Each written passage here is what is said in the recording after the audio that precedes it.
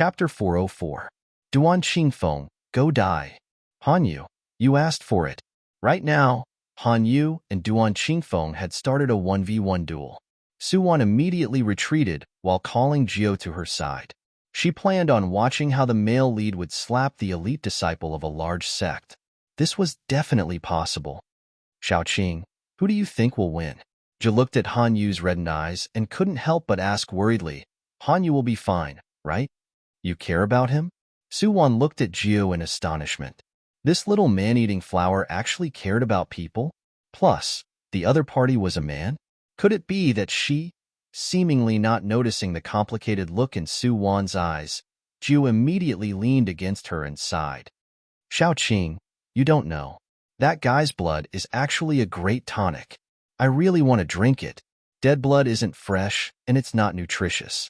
It can't be regenerated either. Su Wan was speechless. As expected, she was thinking too much. Don't expect a man-eating flower to date the male lead. Sister Jiu, is that true? Little Plum Blossom's excited voice rang in their ears. I want to drink it too. I haven't drunk blood in a long time. I feel like my petals aren't red anymore. Don't worry. Leave it to me. Jiu smiled, confidently hearing Little Plum Blossom's words. Then she smiled at Su Wan and asked, Xiaoqing, do you want some too? I'll pass. Su Wan immediately shook her head. She really couldn't understand the plant's desire for human blood. Could it be that they were born with this? Bang! Just as the three of them were discussing the moving blood bank of the male lead, a sudden burst of sound rang out. Billowing dust mixed with flying sand and stones came flying toward them. Be careful. Everyone, use your spiritual chi to protect yourself. Su Wan had already opened her spiritual chi protective cover in the first instant, but in the next second, the spiritual chi cover in front of her was immediately pierced through. Fuck you. Just what kind of move did the male lead use? So ruthless. The whistling airflow mixed with sand and stones came head-on. Su Wan was planning to take out the talisman in her bosom when a white figure suddenly floated in front of her. He lightly raised his hand and propped up a powerful spiritual chi cover, blocking all the attacks outside. Seeing the familiar figure in front of her, Su Wan's expression changed again and again. It was actually Master Imo. At this time, Master Imo, who had helped Su Wan block the sand, smiled and turned around. He looked indifferently at the dumbstruck little snake. Quickly apologize to me, beg for my protection, and I will forgive you. Master. Under Master Mo's expectant gaze, Jiu immediately pounced over excitedly. Master, you're here to save me. I knew you wouldn't abandon me. While Jiu walked over and blocked Master Mo's line of sight, Su Wan immediately turned to run. Stop right there. Behind him, the man suppressed his anger and said, Little snake, get over here immediately. Su Wan. Does this commanding tone want me to roll over and accept my death? Do you think I'm an idiot? Su Wan decided not to listen to him. She'd be safe if she ran back to the group. No matter how strong Master Imo was, he couldn't go against the entire Xiang sect. Seeing that Su Wan insisted on escaping, Master Mo's smile immediately disappeared. His figure flickered, and then he appeared in front of Su Wan. I told you to come over. Didn't you hear me? Lifting his hand to pinch her chin, Master Mo's gaze carried a never-before-seen ruthlessness. Su Wan froze on the spot, being stared at by his eyes. This gaze was so familiar. She seemed to have seen it somewhere before. While she was in a daze, Master Imo had already grabbed her slender figure and brought her to a relatively safe place. Do you remember what I said last time? HM? Su Wan looked up at Master Imo fawningly. Master, which sentence are you talking about? I said it before. Master Imo leaned over slightly and leaned in front of Su Wan. The next time we meet, I'll definitely take your life. Su Wan. That sentence. Naturally, Su Wan remembered it. But hearing Master Imo mention it again, Su Wan's gaze shifted, and she immediately looked at him pitifully. Master, don't kill me. I really didn't do it on purpose last time. Plus, didn't Qian'er wake up? She's still alive and kicking. How about this? When my cultivation gets higher, I'll go look for the 1,000-year-old chalcedony fruit and return it to you, okay? Heh. What do I need the 1,000-year-old chalcedony fruit for? Master Mo couldn't help but sneer.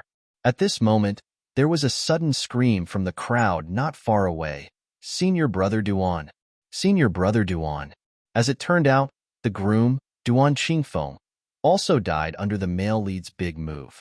It was a joyous day, and the bride and groom were both receiving a bento box. The person who set the date definitely didn't have good intentions. Evil creature, how dare you hurt my grandson? Amidst everyone's sorrowful cries, an aged voice rang angrily. Then a figure flew out of the mountain gate like lightning. Beat the young one to death, and the old one came. What a way to level up by beating monsters. Su Wan pursed her lips. Usually, the male lead would be defeated and humiliated first. Then a benefactor would come to help him, and he would get out of danger safely. Then, he would come back to take revenge. Just as Su Wan was complaining, Han Yu was beaten up by Duan Qingfeng's grandfather to the point of vomiting blood. Seeing the male lead's weak breathing on the ground, Su Wan couldn't help but look around. Where was the benefactor? It couldn't be the person next to her, right? Thinking of this, Su Wan couldn't help but look at Master Mo a few more times. Feeling Su Wan's gaze, Master Mo revealed his signature warm smile. Don't look at me. I won't save him even if you look at me. Everyone who was suspected to be his love rival should die. Master Mo felt like his thoughts were a bit strange. Whatever. In short, he wouldn't save the male lead. Who cares if he's dead or alive? Su Wan froze, feeling Master Mo's emotions. Could it be that she miscalculated from the start? Master Mo really wasn't a mission enforcer? Or maybe he didn't know Han Yu's identity at all. Just as Su Wan was hesitating, a burst of faintly discernible music suddenly sounded from the distant horizon. Immediately, the sky was filled with golden light, and a beautiful woman dressed in yellow clothes descended from the sky. Elder Duan, don't harm his life. The woman's voice was ethereal and pleasant to listen to. Just like her, she was otherworldly. Everyone froze when they saw the woman's appearance. Of course, there was one exception. Master Mo furrowed his brows at the woman dressed in yellow, who suddenly appeared. Could the male lead in this world be a harem? Otherwise, how could there be so many beauties? Thinking of this, Master Mo became even more unhappy. It seemed like he had to keep a close eye on the little snake. The little snake might be abducted by someone at any time. Chapter 405. Because of the yellow-clothed beauty's arrival, Tai sect's atmosphere changed again. Elder Duan looked at the yellow-clothed woman's clothing and extravagance and couldn't help but furrow his brows. Fairy, how should I address you? Elder Duan, you're too polite. My name is Yun Xian. I'm an ordinary disciple in name of Tianyun sect. Hearing Yun Xian's words, Elder Duan's gaze changed. Yun Xian? Wasn't she the disciple of Tianyun sect's head, Tianqingzi? How was she ordinary? His background was simply too big, okay? So it's Fairy Yun. Forgive me for not going out to greet you. May I know what brings you here? Elder Duan's tone immediately became very gentle, and his attitude became very humble. Hearing Elder Duan's words, Yun Xian smiled faintly. Her beautiful eyes looked around and finally landed on Han Yu. My master told me to bring someone back to see him. Yes, it's him. As she spoke, Yun Xian pointed at Han Yu on the ground with her slender finger. At this moment, Han Yu looked really wretched. Actually, Yun Xian didn't understand why her master wanted her to come all the way here to save this unknown person. But her master could always see through the secrets of the heavens. The secrets of the heavens couldn't be revealed. Her master couldn't tell her, so she could only follow his instructions. Tianqingzi actually wanted to see Han Yu. Could it be that he had another identity? Hearing Yun Xian's words, Elder Duan's heart was in turmoil. Duan family had become enemies with this kid today. If he was alive, there might be a chance for him to make a comeback. Then Duan family's future would be worrying. Plus, he couldn't openly reject Tianyun sect's request. Elder Duan's eyes turned rapidly, thinking of a solution. Seeing Han Yu bleeding, Jiu couldn't help but run over and support him. Are you okay? You're bleeding so much. Sob, sob, sob. It's such a waste. This is fresh blood. I'm fine. Han Yu struggled to get up and turned to look at the sad girl in red. He couldn't help but smile at her. Jiu, don't be sad. I'm really fine. Jiu was speechless. You're fine, but I'm not. This blood is mine. It's all mine. Suwon couldn't bear to watch Jiu and Han Yu's interaction. Male lead, to think that you would have such a day. Ahem. Speaking of which, that Yoon Siener, no matter if it was her looks or her aura, they were all full of heroine style. So, male Lord Darren, shouldn't you fall in love with the female Lord Darren at first sight and shed tears of gratitude? Why did you turn around and show your affection to the little man-eating flower? Suwon was complaining when her expression suddenly changed. Jiu, be careful. It turned out that after Jiu appeared beside Hanyu, Yoon Siener's expression immediately changed. She released a magic treasure without hesitation. Siener, you have to remember, if you see any red-dressed women around Hanyu, kill them immediately. Don't hesitate. Master's warning was still ringing in her ears. When Yoon Siener arrived, she first saw Li Ruoshua's corpse on the ground. She thought it was the woman in red that Master mentioned. It wasn't until Ju rushed to Han Yu's side that Yoon Siener noticed there was a woman in red here. She immediately took out the artifact that Master gave her before she left and threw it out. The golden light that filled the sky illuminated the entire mountain forest. It was a magic treasure that looked like a treasure pouch. When the pouch opened, the golden light was endless. This was under the golden light. Ju immediately cried out in pain. Little snake, I feel terrible. At this time, the plum blossom on Suwon's head also cried out in pain. Even Suwon herself felt the blood in her body freeze. Could this magic treasure be? Master Mo's expression changed. He waved his hand and pulled Suwon into his arms. Little snake, stop holding on. Change back to your original form and hide in my arms. This is Heavenly Z, that old man's devil restraining bag. Heavenly Z was the sect master of Tsangyue mainland's first-rank sect, Tianyun sect. His cultivation was unfathomable. At the same time, his magic treasure was naturally very powerful too. This devil restraining bag was specially used to deal with devil cultivators. It seemed like that old man had calculated that Jiu was Yoon Siener's rival in love. Was that why he did this? At this moment, Jiu had already reverted to her original form. The usually arrogant man-eating flower had its head drooped down listlessly. Not long after Jiu transformed, Suwon also felt her body changing. She didn't dare to stop and immediately transformed back to her original form, burrowing into Master Mo's arms. Master Mo's expression turned cold when he felt the little snake's cold body. Seeing that Jiu was about to be killed by the magic treasure, Hanyu suddenly pounced on her. Don't hurt her. Jiu, don't be afraid. Drink my blood and you'll get better. Jiu was speechless. Do I even have the strength? Her consciousness was a bit hazy right now. Feeling that Hanyu had been blocking the golden light for her, Jiu couldn't help but think that humans weren't that annoying. Hanyu was a nice person too. Enough. At this time, Master Imo suddenly tossed out an ice magic treasure.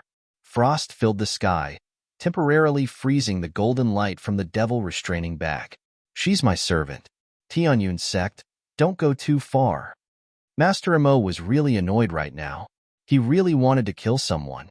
Yoon Siener froze seeing Master Imo make a move. Then she retracted her magic treasure. Taoist friend, are you Master Imo of the Medicinal Valley? Heh. Master Imo sneered. So you people from Tianyun sect can still see me? I thought you were all arrogant. Taoist friend, you must be joking. Yoon Siener put on a noble and elegant posture and smiled. Which male cultivator wouldn't fall head over heels for her smile? Yet, Master Imo was completely immune to her smile. What are you smiling for, ugly? My little snake was almost killed because of you. Tianyun sect claims to be the #1 sect in Tsangyue. Is this how you do things? Although my servant is a demon, she didn't harm anyone. Instead, she's been helping Taoist friend Han enthusiastically. I don't know what secret your Tianyun sect knows, but you want to snatch Taoist friend Han and kill his friends. What a scheme. Master Mo's voice was really loud. Everyone was in deep thought hearing his words. Han Yu's expression changed drastically. Tianyun sect always claimed to be omniscient. Could it be that they knew his little cauldron's secret, so they came to snatch it and kill everyone around him? They're going too far. Thinking of this, Han Yu's gaze towards Yun Xian turned cold and unfriendly. That's why, Master Mo, your verbal skills are really well trained. You've successfully brainwashed the male lead. Yay. Hearing his words, Yun Xian's face turned cold. Master Mo, don't speak nonsense. My master really just wants to invite Taoist friend Han to Tianyun sect as a guest. Invite? Master Mo sneered. Han Yu, are you going? HM? I refuse. Chapter 406. Yun Xian froze hearing Han Yu's words. Why didn't this person know what's good for him? While Yun Xian was in a daze, Elder Duan immediately waved his hands and had Tai sect's people retreat. Elder Duan naturally didn't want him to receive Tianyun sect's protection. He rejected Yun Xian today, offending Tianyun sect. This was something he was happy to see. Yun Xian's face was flushed as well. She looked at Han Yu angrily. Do you know what you rejected? Who didn't know Tianyun sect in Songyue mainland? Who dared to reject Heavenly Z's invitation? This Han Yu must be out of his mind. Hearing Yun Xian's question, Han Yu smiled instead. I'm not deaf. Of course, I know what I rejected. Taoist Yun, do you not understand what I'm saying? You don't know what's good for you. Yun Xian waved her sleeves angrily. She grew up under the Heavenly Z's wings and was loved and chased after by countless male cultivators.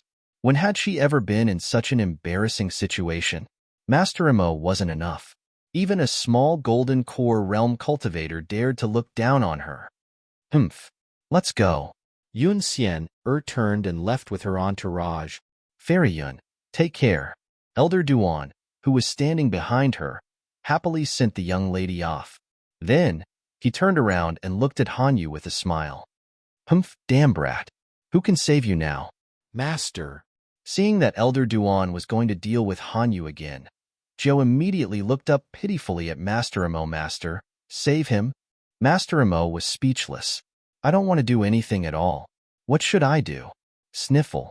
Sister Ju is so pitiful. Brother Han is pitiful too. Little Plum Blossom had transformed into her original form and hid in Master Mo's arms. Seeing this, she started crying softly. Little snake, think of a way to save Sister Gio. You're the best. Su Wan was speechless. I can't even save myself? What can I do? Do I have to beg? Master Mo? No. He'll definitely look down on me. But Su Wan felt really conflicted. Looking at the half-dead male protagonist, Han Yu's performance just now was really worthy of a high score. Moreover, if he died just like that, wouldn't the artifact that he owed me go up in smoke? When has Su Wan ever made a losing deal? Yes, the male lead could not die. Young master. Su Wan finally weakly said, Master, save them. They're so pitiful. Are you begging me? Master Mo smiled and looked down at the little snake curled up in his arms, only revealing its green head. If you beg me, I'll consider it. Su Wan. Young master, your character is broken. We haven't seen each other for a while. Have you been possessed? Su Wan looked at Master Mo a bit suspiciously. In the end, she stuck out her tongue and blinked her red eyes, acting cute. Master, you're a physician from the Medicinal Valley. You're the kindest. Even if I don't beg you, you'd still help Gio, right? No. Hearing Su Wan's words, Master Mo continued to smile. Although I'm from the Medicinal Valley, I'm a poison cultivator. I only kill people and not save people. If you don't beg me, I won't help. How could he be so childish? This feeling of déjà vu, I'm begging you. I'm begging you. I'm begging you. Su Wan blinked her eyes and kept pleading. Master Mo felt incomparably satisfied hearing her words. This was a magical feeling. In short, Master Mo was happy right now. Therefore, Elder Duan was going to be unlucky. Little bastard, go die. On the other side, Elder Duan fiercely flew over and slapped Han Yu fiercely. Han Yu was ready to die. In the next second, a white figure floated over, and a black poisonous fog spread out. Not only did it block Elder Duan's attack, but it also made him scream and retreat. Master Mo, are you going to become enemies with Tai sect? Oh. Hearing Elder Duan's angry roar, Master Mo's gentle face wore a faint smile. I don't even care about Tianyun's sect. Who do you think Tai sect is? One elder Duan couldn't represent the entire Tai sect, but one Master Mo represented the entire medicinal valley. That's right. People with status were just that willful. In Songyue mainland, who dared to offend the medicinal valley? Did they want to die after offending a doctor in the cultivation world? Although the medicinal valley wasn't a first-rank sect in Songyue mainland, they were the most powerful and had the most connections. People didn't want to offend them the most. Let's go. Master Mo waved his hand, and Ju immediately supported Hanyu and followed behind him. Qian who was left in a safe area by Master Mo, naturally went up to greet her brother and his group happily. Right now, the most dumbfounded ones were Ziyang's sect's outer sect disciples. Who could tell them what had happened? Kidnapping the bride, fairy, and poisoned saint. Furthermore, why did their deacon turn into a snake? Hey, Deacon Qing. No, Master Mo, wait for me. While everyone was still flabbergasted, the quick-witted Dong Xiaoyang had already caught up to Master Mo's footsteps. As a wandering cultivator, the three most important qualities were thick skin. Thick skin. One must be thick-skinned. Dong Xiaoyang could tell how amazing Master Mo was. He would only be an outer sect deacon his entire life in Ziyang's sect, but his future would be limitless if he followed Master Mo. Seeing Dong Xiaoyang's actions, the others also came to a sudden realization and chased after him. They couldn't stay in Tai's sect anymore after what happened today. They would be punished if they returned to Ziyang's sect. Therefore, they might as well join Master Mo. Master Mo was speechless. Seeing a large group of people chasing after him, his expression turned cold. This, Dong Xiaoyang's gaze shifted, and he immediately smiled at Su Wan in Master Mo's arms. Attendant Qing, everyone will follow you wherever you go. Seeing how loyal our brothers are, just let the master lead us. Su Wan smiled and said, You're right. Su Wan was speechless. Do you guys even have any loyalty? We haven't even done anything yet, and you guys are betraying Ziyang's sect. Su Wan glanced at Dong Xiaoyang speechlessly. Then she looked at Master Mo above her head. Master, look. You guys can return to Ziyang's sect. I'll tell Ziyang's spiritual master about this. He won't punish you guys. Saying this, Master Mo waved his hand and summoned his flying magic weapon. He brought Qian Jiao, and Hanyu with him, riding the clouds and leaving. If it wasn't for Little Snake begging him, he wouldn't even want to save the male lead, much less let him lead a large group of passers-by. They were lucky that he didn't chop them up into pieces. Dong Xiaoyang was speechless. As expected, he was still despised. Damn, why was it so hard to stand out? Thinking of this, Dong Xiaoyang suddenly thought of someone, Yicheng. They were both Ziyang's sect's outer sect deacon. Yicheng was doing very well in the sect, and he even gathered a lot of forces. Chapter 407. After leaving Tai sect's territory, Master Mo brought everyone to a clean cave residence. This was where he and Qian had settled down recently. This used to be a wandering cultivator's residence. The wandering cultivator had failed his tribulation and his soul had dissipated, so this residence had been left unused. Master Mo was someone who was afraid of trouble. Since there was a ready-made place like this, he could make do with it after tidying it up. After entering the residence, Master Mo tossed Jiao, Hanyu, and the others a few bottles of medicinal pills. He also tossed Little Plum Blossom to Qian and then entered the cultivation room. After entering the secret cultivation room, he carefully released Su Wan from his arms. She was curled up in her green snake body, her entire body abnormally cold. Little snake? Master Mo was shocked. He carefully touched her body. Right now, she couldn't maintain her human form anymore. Although Master Mo came from Medicinal Valley, he didn't know much about demonic cultivators.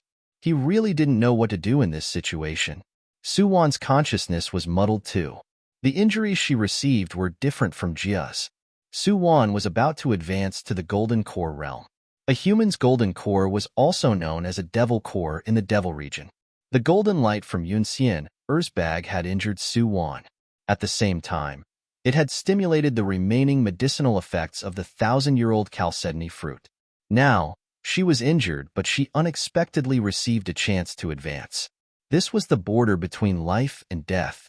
If she succeeded, she would form a devil core. If she failed, her soul would dissipate. Suwon's consciousness was foggy. She couldn't use her spiritual chi right now. The spiritual chi in her body was in a mess, and the medicinal effects of the 1,000-year-old chalcedony fruit were strong. The spiritual chi in her body twisted together, causing Suwon to curl up and tremble nonstop. "Little snake, are you okay?"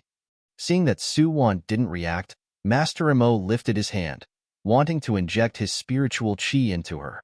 But the moment he touched her body, he was struck back by a golden light. This was that golden pattern. Master Mo watched quietly as Suwon's body was enveloped by the golden light.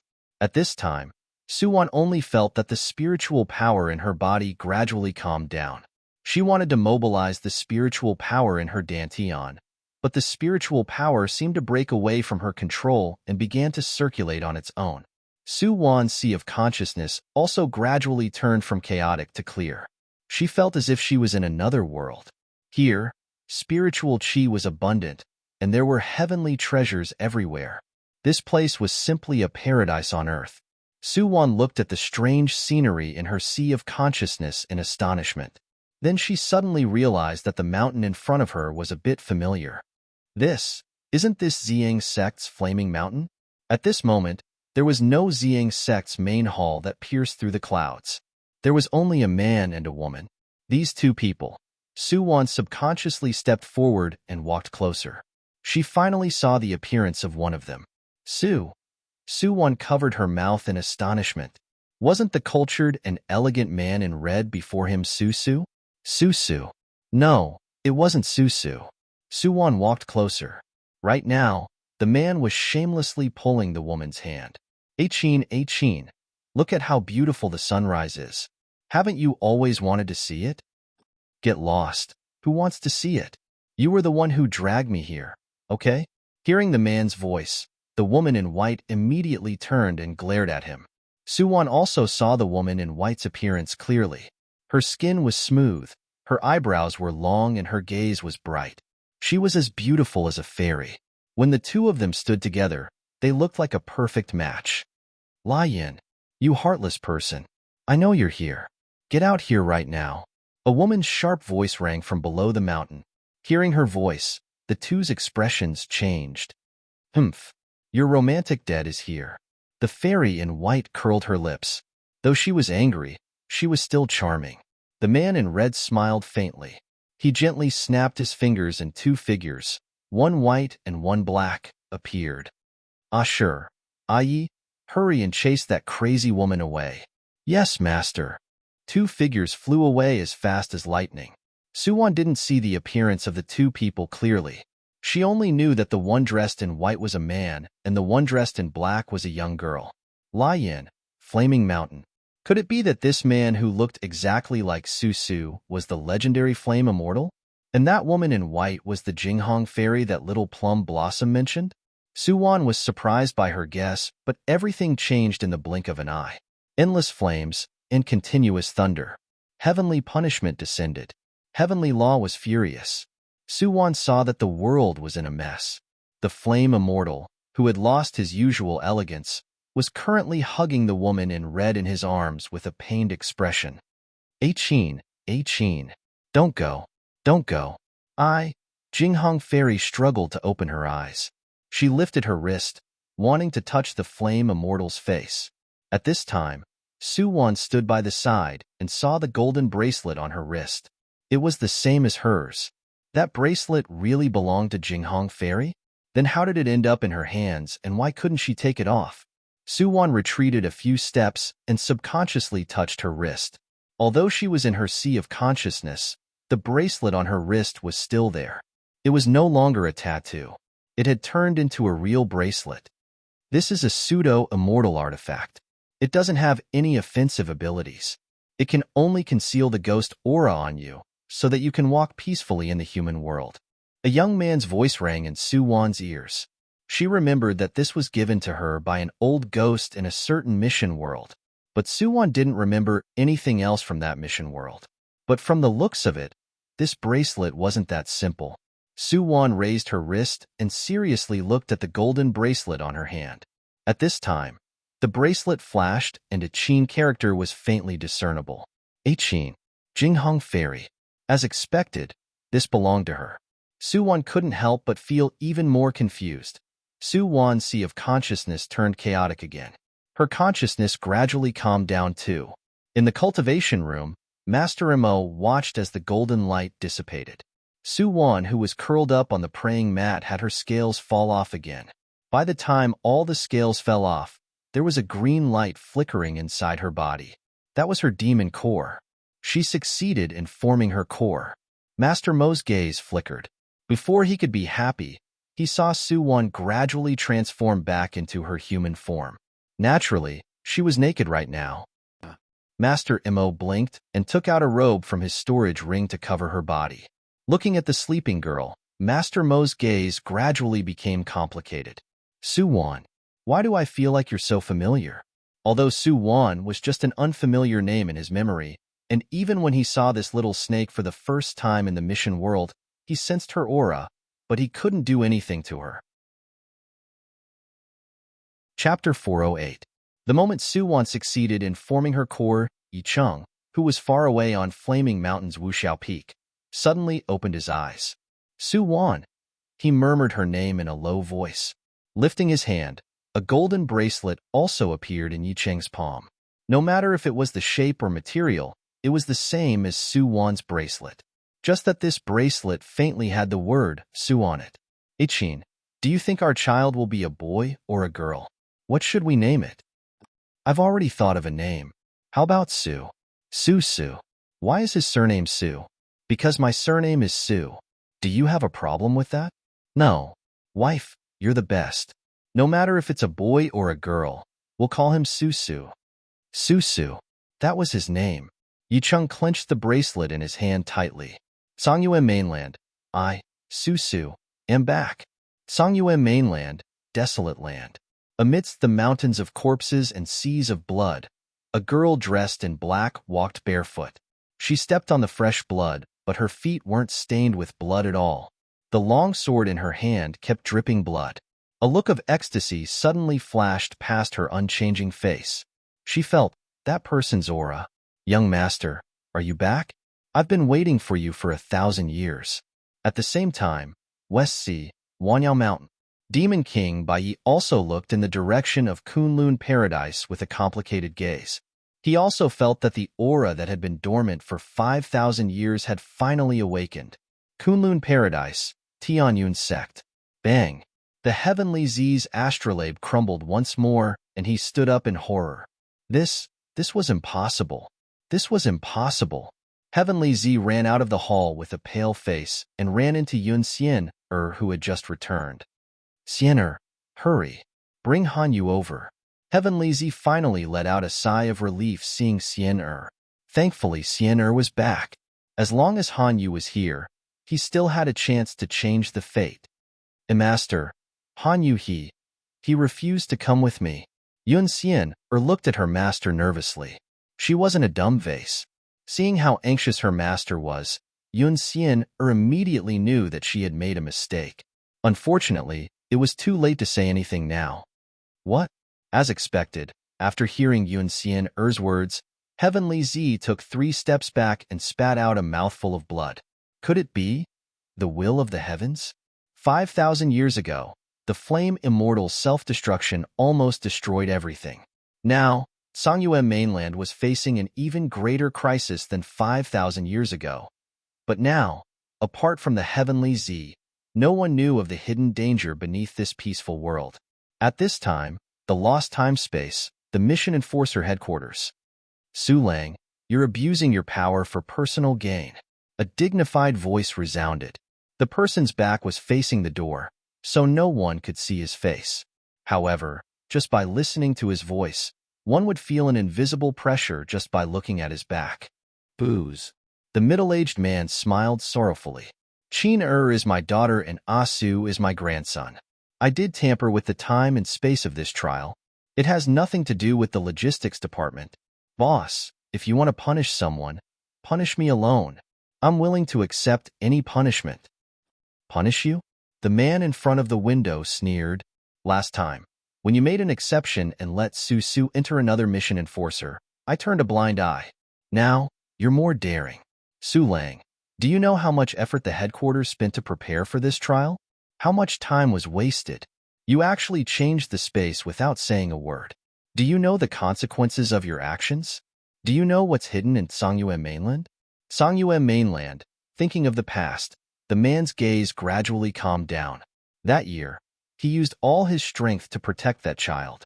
He was the one who sealed that child's emotions and brought him back to the headquarters, nurturing him into a mission enforcer without any desires. Su. He was Qin Er's son.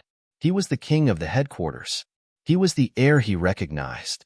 Only such a strong, wise, emotionless, and desireless man could inherit his legacy and replace him to manage the millions of mission enforcers.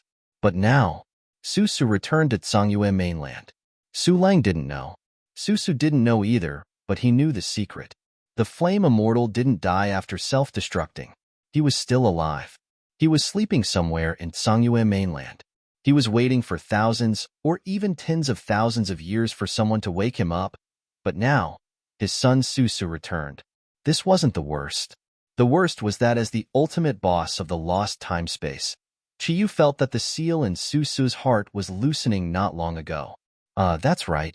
Qiyu, who Yi Kanhuan bumped into, actually had another identity. He was the most mysterious boss in the headquarters. No one could see his face. The so-called burying heart box did exist. The outside world thought that Su didn't have a heart, but Qiyu was misleading everyone. Su did have a heart, but he sealed all his emotions. These years, he was like a machine, wandering in different time spaces. No matter what kind of opponent he encountered, he could easily deal with them. Until he met that woman in that time space. Su-wan. Qiyu couldn't forget this name. After Su met her, the seal at the bottom of his heart loosened. When Qiyu found out about this, what he wanted to do was to erase that woman at the first moment. But unfortunately, at that time, the plane that Su-wan was in collapsed and Su-wan was actually brought back to the lost time-space by Su. Seeing that the two of them no longer intersected, Qiyu was still not at ease. He began to probe and assign some difficult tasks to Su, letting him come into contact with all kinds of women. Those women, regardless of appearance or figure, were all better than Su-wan. But those women of all shapes and sizes could no longer raise the waves in Su's heart. It seemed like his silent heart only had a special reaction towards that one person. Su, who had lost his emotions and desires, just subconsciously paid attention to Su-wan. He didn't even know that it was love. You fell in love with that person not because that person was different or outstanding. Or maybe it was because she was her. At a certain moment, she touched the softness in your heart. You fell in love, and that was love. Once you fell in love, it was hard to pull away. Qiyu knew this better than anyone else. Feeling Su's change, Qiyu decided to take action himself. He transformed into a new mission enforcer and entered Su's department, taking on the identity of the villain boss. In the 9th Nightmare world, Qiyu wanted to keep Su-wan in that world forever. Unfortunately, he hadn't recovered from the battle with the heavenly law. Plus, according to the rules of the world, he couldn't use his true strength. He could only use his nightmare ability. But in the end, Su-wan saw through him. Qiyu had to admit that he looked down on that woman in the beginning. Because he underestimated the enemy, he missed his only chance to kill Su-wan. After that, Qiyu bought a locator and planned to continue chasing after Su-wan. In the end, Su-rue appeared. Maybe this was fate. Su-rue appeared and then, he and Su-wan fell in love. Qiyu wanted to see this ending, but at the same time, he was indignant and even regretful. He started to regret sealing Su's feelings. Sometimes, you clearly met that person first and fell in love with that person. But in the end, that person got together with someone else. Just like him and Qin or Su and Su-wan. Was it because they didn't love enough, or the time wasn't right? In short, it was really hard to find some people once they missed it. Su Lang, you can leave. This, perhaps, is also fate. Qiyu sighed. Lian, I returned your son to you. Chapter 409. By the time Suwon woke up in the cultivation room, it was already the second day. She slowly sat up and the white robe slid down her body. Suwon froze. In the next moment, she wrapped the robe around her body and then glared at the smiling Master Mo. What are you doing here? Oh. Master Mo touched his chin. Give me back my clothes. Suwon was speechless. Heh, I'll give it back to you then. Who cares? Suwon waved her hands and the white robe flew in front of Master Mo, blocking his sight. By the time he put away the robe, Suwon had already used the fallen snake scales to transform into an emerald green dress in the cultivation room. The scales were a part of her body. Now that they transformed into her outer clothing, it was also an invincible magic weapon. Congratulations, you've advanced. Master Mo lifted his brows and smiled faintly at Suwon. Advanced. Suwon held her breath and calmed her heart. She looked inside her dantian and realized that she had formed her devil core. For some reason, Suwon thought of the scene she saw in her sea of consciousness again. It was that bracelet. The immortal chi contained in that bracelet helped her get through the crisis safely. That bracelet should have been Jinghong Fairy's inheritance. Why did it fall into the old ghost's hands? Plus, anything from the mission world couldn't be brought into the lost time-space unless that item was originally from the lost time-space. Suwon was shocked. Legend said that Jinghong Fairy died in Songyue mainland, but what if she didn't? What if she returned to the lost time-space before she died? Suwon didn't dare to think further, but she knew that she vaguely knew the truth. The flame immortal who looked almost identical to Su. The metal bracelet that could appear in the lost time-space. The mysterious old ghost in the mission world, it's him. It's Su. He gave Jinghong Fairy's inheritance to her. Suwon subconsciously clenched her other wrist. She didn't want it. She didn't need it. She didn't need that man's kindness or pity. Little snake? Seeing that Suwon was silent, Master Mo didn't disturb her. But seeing Suwon's expression change and her aura becoming chaotic, Master Mo couldn't help but take a step forward. He grabbed her hand and called her softly. Feeling a warm palm on the back of her hand, Suwon suddenly looked up and met Master Mo's eyes. This pair of eyes was as clear as a spring, and at the same time, as deep as the sea. It's fine now. He smiled and slowly let go of his hand. Yes. Suwon couldn't help but smile at him. Thank you. Although she didn't know the reason, the temperature of his palm seemed to have a magical power that could instantly calm her down. Don't say thank you. You're mine. Master Mo suddenly stared at Suwon's eyes and said in a low voice, You haven't paid me back yet, so from this moment on, everything you have is mine? Oh. Hearing his declaration, Suwon lifted her brows. Sure. Since you like me, I'm naturally willing to serve you for the rest of my life. She couldn't return to Xiang's sect anymore, but Suwon had learned a lot from Xiang's sect. Staying by Master Mo's side seemed pretty good too. Plus, don't forget that there was a male lead here. Following the male lead would definitely bring danger and good fortune. Who knows, she might be able to reach the heavens one day. That way, she wouldn't need to hide anymore.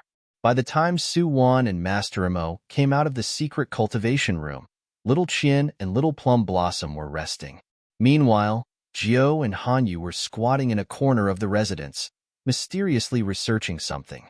What are you guys doing? Suwon curiously asked a question. Hearing Suwon's voice, Ju immediately stood up and smiled. Little snake, you're fine now? That's great. Hurry and look. Hanyu found a mechanism here. There seems to be a huge secret here, so we didn't dare to open it. What?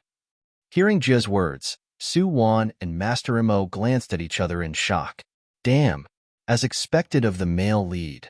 The male lead's halo wasn't just for show. The two quickly walked over to where Jio and Hanyu were and looked carefully.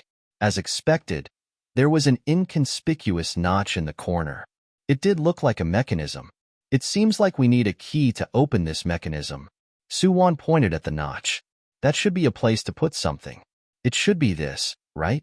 At this time, Hanyu took out a strangely shaped stone from his arms. I found it under the bed just now. Suwon was speechless. Put it in and try it. Master Mo said softly. Then, He used his spiritual chi to support a spiritual chi defense that enveloped the four of them.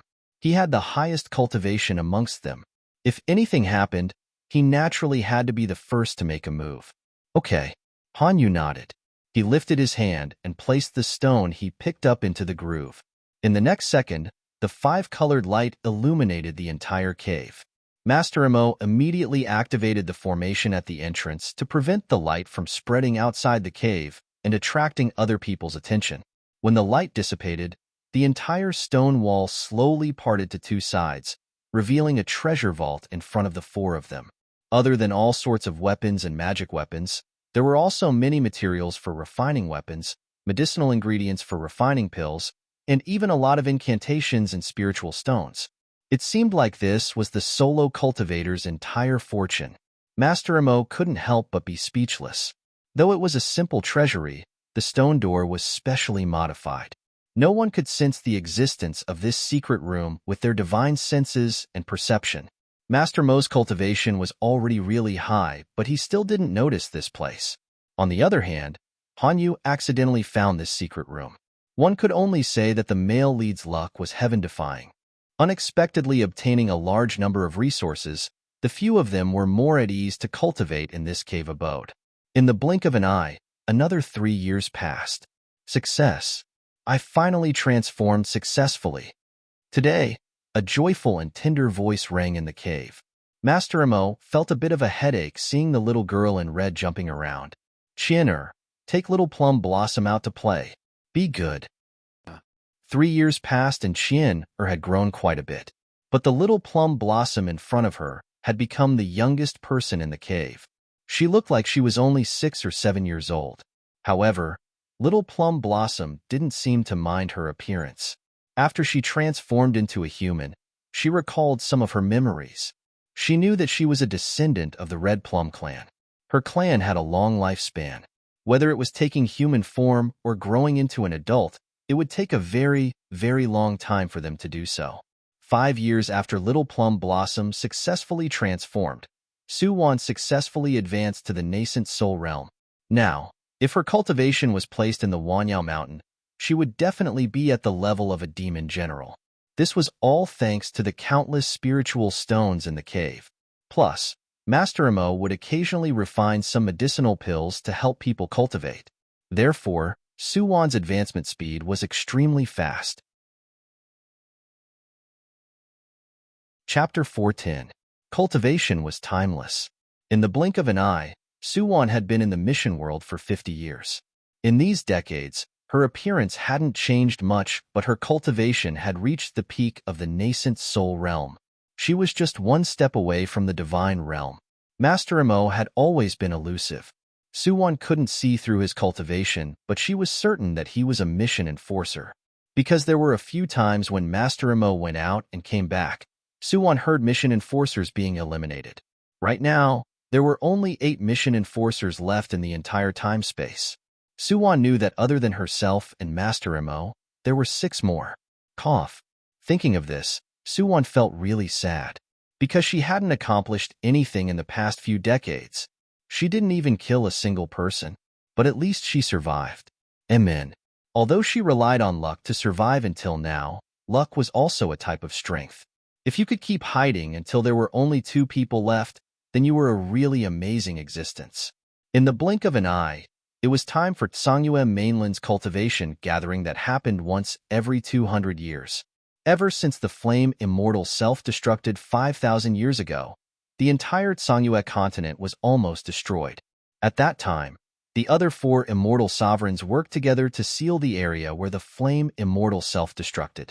Only then did the entire continent survive. With the passage of time, the sealed area gradually became an independent small world.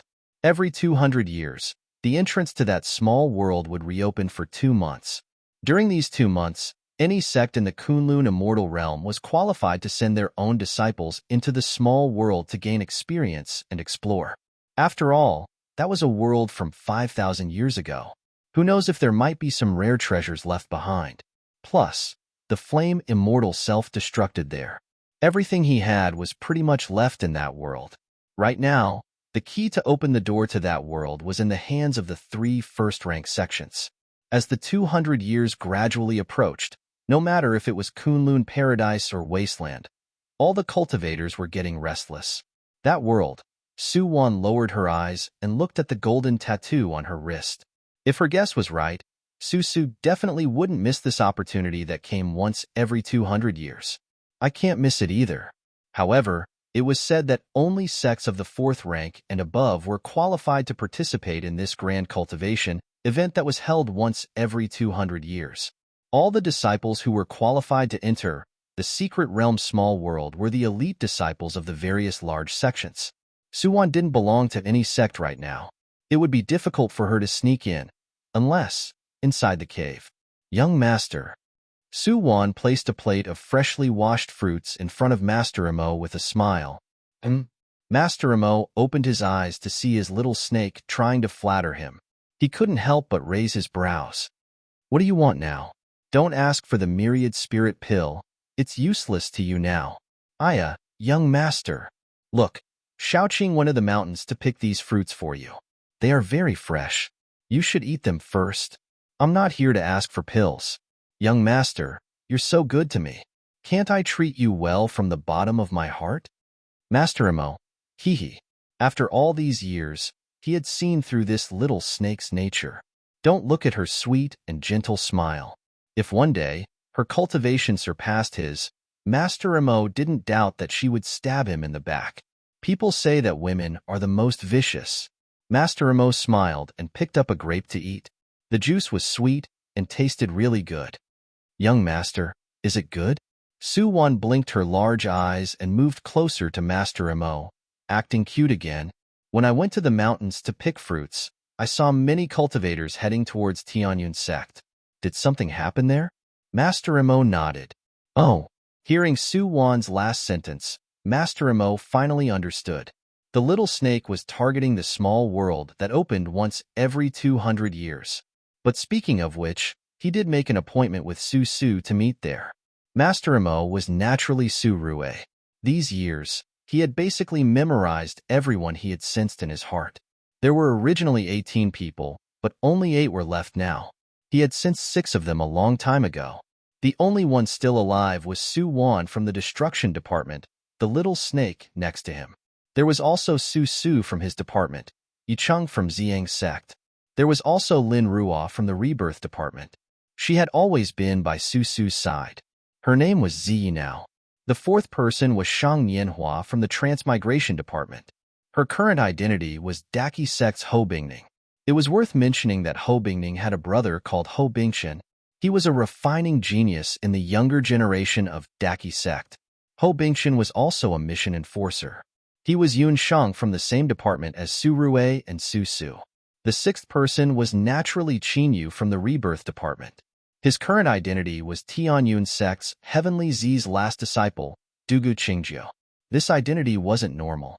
Plus, Qinyu had been living in seclusion all these years, not giving anyone a chance. There was one more person. Su-rue actually couldn't sense that person's aura. There were only 2 possibilities for this to happen. 1, that person was too far away from Kunlun Paradise, so Su-rue couldn't sense his existence. The second possibility was really dangerous. That person might be in the Kunlun Immortal Domain, and he might even be in one of these sections. It was just that he had a very special method to conceal all of his aura, so no one could sense him. If that was really the case, that person would be the most dangerous existence. Would the last 8 people be the final battle? Right now, lost time-space. Yi Kanhuan was sitting there eating melon seeds while the lowly Ding Jujia sat next to him. Hey, handsome, give me something to eat. Is it fun for you to eat alone? Ding Jujia reached out her hand, but Yi Kanhuan turned around and took the melon seeds away. It's fun for me to eat alone. Ding Jujia was speechless. You're a dead virgin that no one wants. She turned around angrily. Seeing Ding Jujia's temper, Yi Kanhuan couldn't help but laugh. Hey, I'm just joking with you. Come here. I'll treat you to some. Tell me how you got eliminated. Ding Jujia was speechless. Forget it. I won't eat it. Ding Jujia's heart was filled with tears. Did you think it was easy for her? It wasn't easy for the heavens to make her the saintess of Happy Gate, Dong Qingxiu. Ding Jia didn't even get to sleep with a few good cauldrons before she was almost killed by that pervert Master Imo. At the moment of life and death, she could only abandon her body, and her nascent soul escaped back to Happy Gate. Ding Jia thought about how there were countless beauties and handsome men in the joyous sect. She could just find a young disciple with a good figure to possess. However, the tragic thing was that the girl she was going to possess was actually a cultivation cauldron that the joyous sect master wanted. Thus, Ding Jia was muddle-headed after the possession. When she opened her eyes again, she realized that she had been eaten clean by a certain gate master. Actually, this wasn't a problem for Ding Jia at all, but the gate master of Joyful Gate was the #1 pervert in Songyue mainland. After XXO, he even wanted to suck a person's essence dry and turn a beautiful girl into a white-haired old woman. How could he do that? Without her youth and beauty, Ding Jia felt that life was boring. Plus, she already possessed someone once and couldn't do it a second time. Ding Jia, who was a little emotional, decided to just die and go back to the headquarters. Cough, that's right. Mission enforcers could commit suicide too. After coming back and seeing her beautiful and healthy body, Ding Jia was immediately revived. However, she wouldn't tell anyone about committing suicide. Never. Chapter 411. Tianyun Sect. 200 years was like the blink of an eye for cultivators. Recently, Heavenly Z had been in seclusion and rarely went out. Seeing that the small world was about to open once every 200 years, he finally came out of his seclusion room. The moment he came out, he saw Dugu Qingju. He was Heavenly Z's last disciple 30 years ago. Out of all his disciples, Dugu Qingju was the smartest. Master. When Dugu Qingju saw the Heavenly Z, he quickly walked forward. Master, did you come out of seclusion for that matter? Haze. Hearing his beloved disciple's question, Heavenly Z sighed. All these years, he worked hard to break through to the next level in Heaven's secret stratagem. That way, he might be able to change Heaven's secret stratagem. Unfortunately, he lacked that little bit of luck and couldn't break through. Master, I know what you're worried about.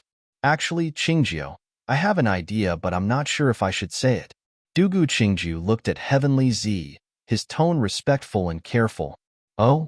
The Heavenly Z turned to look at Dugu Qingju's delicate and harmless face. He already knew that his little disciple looked gentle and harmless, but in reality, he was more ruthless than anyone else. Master, actually, we can, Dugu Qingju whispered a few words into Heavenly Z's ear. Hearing his words, Heavenly Z's expression changed again and again. This, although it was a little risky, if there was a crisis, that was the only thing he could do. Let me think about it. The Heavenly Z slowly walked away. Dugu Qingju stood on the spot, watching Heavenly Z leave. He couldn't help but smile faintly. Think about it? He knew that Heavenly Z had already made up his mind. The so-called think about it was just to make himself look more dignified. Cultivator? TSK, what a hypocrite. Dugu Qingju smiled and turned around. He summoned his flying artifact and returned to his cave. Before he reached the door, he saw Yun Xian senior brother Qingju. Yun Xian looked at Dugu Qingju with a smile. Her voice was really crisp and sweet. Xian why are you here? Dugu Qingju was surprised by Yun Xian's appearance. Speaking of which, he hadn't seen Yun Xian for a long time. Only Heavenly Z knew about her whereabouts in the entire Tianyun sect. Actually, many disciples had been guessing the relationship between Yun Xian and Heavenly Z. Most of them thought that Yun Xian was Heavenly Z's relative, but Dugu Qingju knew things weren't that simple. Yun Xian looked like the standard female lead at first glance. She was beautiful, had amazing talent, and had a mysterious identity. She wasn't stupid either. Of course, the last point was the most important to Dugu Qingju. I hate those stupid women who think they're beautiful and think they're infallible. Senior brother Qingju, I heard that the pocket world is about to open again. I want to go in, but I'm afraid that Master won't agree to it. At this point, Yun Xian immediately pouted her lips in grievance. In the entire Tianyun sect, only Heavenly Z knew her true identity. Although Heavenly Z let Yun Xian do whatever she wanted, he definitely wouldn't let her interfere with anything dangerous. But these 2 years, Yun Xian learned to be smart. She realized that Master doted on his new disciple the most. Dugu Qingjiu was a really smart man, so Yun Xian started to get close to Dugu Qingjiu. She would discuss anything with him. Senior brother, you have to help me. Here. Yun Xian mysteriously took out a jade box from her storage bag and passed it to Dugu Qingjiu. I brought this from home. Senior brother Qingjiu, it's for you. This was Dugu Qingjiu didn't open the jade box, but he could still smell the unique fragrance in the air that made one feel relaxed and happy. This smell was 9-leaf Bodhi fruit. Legend had it that after eating it, one could become an immortal. Of course, in reality, the 9-leaf Bodhi fruit didn't have such magical effects, but it could increase one's cultivation. The most valuable thing was that it was also a healing medicine. No matter what your cultivation was or how heavily injured you were, as long as you still had a breath in you, you could eat it. Although you wouldn't be able to revive on the spot, you would definitely be able to leave the dangerous situation. This fruit didn't exist in Tsangyue mainland. So, Yun Xian wasn't from Tsangyue mainland. Could it be that she was a person from the outside world? Ding! At this moment, a mechanical voice rang in Dugu Qingjiu's mind. Congratulations, Mission Enforcer Qin Yu. You've guessed the female lead's true identity. You have a chance to ask a question. I will give you an answer based on the situation. Remember, you only have one chance.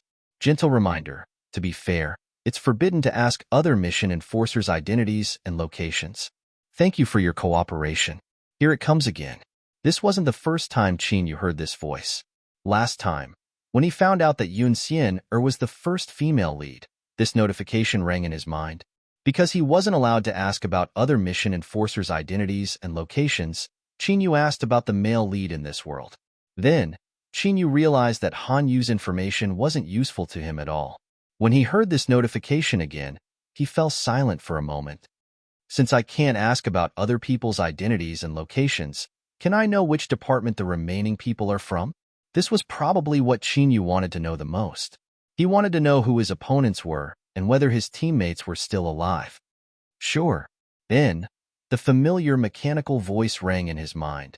Currently, the 8 surviving mission enforcers are distributed as follows. 3 from the Restoration Department, 2 from the Destruction Department, 2 from the Rebirth Department, and 1 from the Transmigration Department. As expected, everyone from Su Su's department was here. Qin Yu had thought of this a long time ago. He and Su Su were old rivals. Plus, Su Su had Su Rue under him this time. Qin Yu had studied Su Rue for a period of time. He had been guessing that Su Rue had some unknown abilities. Otherwise, Su Su definitely wouldn't put him in such an important position. Plus, Yi Xian and Su Su had requested to seal Su Wan and Su Rue's memories. Did this have something to do with Su Rue's abilities? Because mission enforcers were scattered all over the country, some people might not run into each other for decades. Why did they have to seal their memories? Unless Su Rue had some special method to find Su Wan. Then, would he use that method to find the others too? This was very possible. Qin Yu, who had always calculated everything, also furrowed his brows. There were 2 more people in the Destruction Department. They should be Su Wan and Yi Xian. Qin Yu and Su Wan were familiar with each other, and Yi Xian were old friends. He understood Yi Xian too well. She didn't seem to have any aura, but she was an opponent that couldn't be ignored. If Su Su was the king of mission enforcers, then Yi Xian was the uncrowned king. She might not have gotten any glory, but she had never failed before. There was a type of mission enforcers.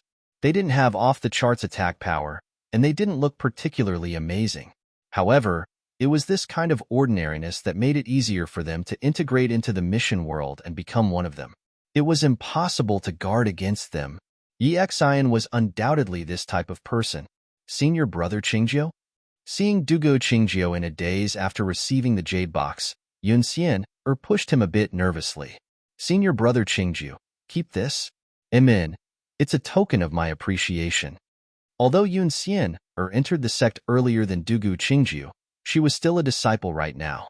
Therefore, she could only call herself junior sister in front of Dugu Qingjiu. Chapter 412. The 9th day of the 9th month was the day that the small world opened. It was already the first day of the 9th month. No matter if it was the sects from Kunlun Paradise or the original sects from Desolate Land and Sunset Wasteland, they all gathered at Shaguang Town under Tianyun Sect's mountain. The originally peaceful town was bustling with people right now. The atmosphere was strange. It was noon when Su Wan followed Master Amo to Shaguang Town. The scorching sun was high in the sky, and the town was bustling with activity. There was a lot of traffic, but she couldn't feel a trace of heat. Cold. The aura flowing around everyone was oppressive and cold. Master Amo didn't bring his sister this time, nor did he let anyone else follow. He only brought Su Wan this time. This might be the final battle.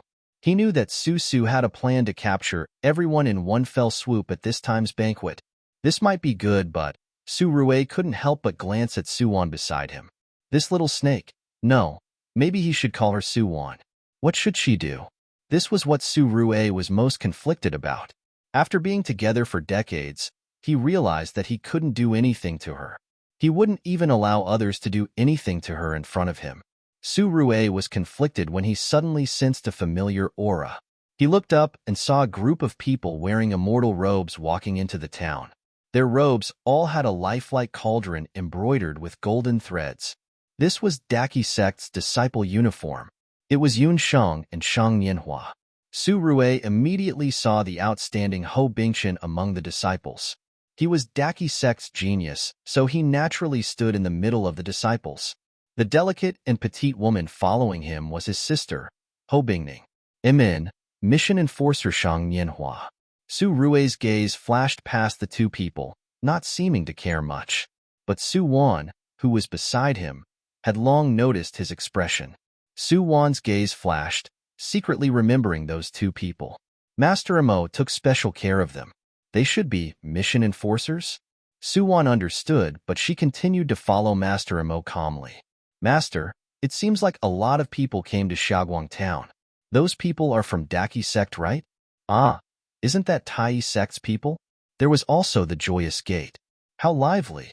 Are we going to look for the people from Medicine Valley? No, let's find a place to stay first. Su Rue didn't want to meet up with the people from the Medicinal Valley right now. He actually preferred to be alone with her. Oh, got it. Su Wan answered and followed Su Rue into an inn in the center of the town. As soon as they entered the inn, the two felt cold all over. The hall of the inn was filled with Yin Qi. A large group of disciples of the Yin Ghost sect in black robes were sitting in groups of 2s and 3s, chatting about something. In the innermost seat of the inn, near the window, sat a thin figure. His entire face was hidden in the darkness, and no one could see his appearance. However, the fiery red 10,000 ghost banner beside him constantly reminded everyone of his identity. The sect master of the Dark Ghost sect, Xin Yuanshi. Feeling Su Rue and Su Wan's gazes, Xin Yuanshi suddenly lifted his head. His face was still covered by the black mist. He glanced at Su Rue, and then his gaze landed on Su Wan. After looking at her for a long time, he said in a low voice, "Are you Master Amo of the Medicinal Valley?" His androgynous voice was mixed with a bit of hoarseness. "That's me. Greetings to Sect Master Xin Yuan." Su Rue nodded at Xin Yuanshi. When Xin Yuanshi glanced at him, Su Rue felt incomparably fearful. Very dangerous. This person. Ever since he came to Tsangyue mainland, Su Rue knew that this cultivation world had existed for thousands of years. There were a lot of hidden experts living here as well as many powerful figures. Mission enforcers didn't just have to be on guard against their opponents. They also had to be on guard against the local cultivators in this world. Disregarding everything else, there were definitely dozens of mission enforcers who were killed by the local cultivators. There might even be more than one. Therefore, Su Rue had to be careful facing Xin Yuanshi right now. Thankfully, Xin Yuanshi didn't seem to want to make things difficult for them. He just casually said a few words to Su Rue before leaving. Su Rue and Su Wan sighed in relief. The two asked for 2 rooms from the shopkeeper and then returned to their rooms to meditate. What Su Wan didn't expect was that while she was meditating in her room, Xin Yuanshi in the other room used his spiritual power to create a water mirror. Su Wan's every move appeared in the mirror. Xin Yuanshi stared at Su Wan's hand for a long time. In the end, he gently took off the hat on his head. The black mist on his face dissipated, revealing a cute and sweet young lady's face. This was Xin Yuanshi's true appearance. Even the elders of the Yin Ghost sect didn't know that their mysterious sect master was a young lady. No, to be precise, she had lived for over 5,000 years. She was once an abandoned child. The Flame Immortal adopted her. Because when the Flame Immortal picked her up, there was the word "sure" embroidered on the parcel she was wrapped in. He gave her the name Sure, Xiaobai. At this time, a soft call rang in Xin Yuanshi's ears. That voice was so familiar and intimate. Brother Bei? Xin Yuanshi turned around in surprise. As expected, Demon Emperor Bei was standing behind her. You're finally back. Bei walked up and gently caressed Xin Yuanshi's hair.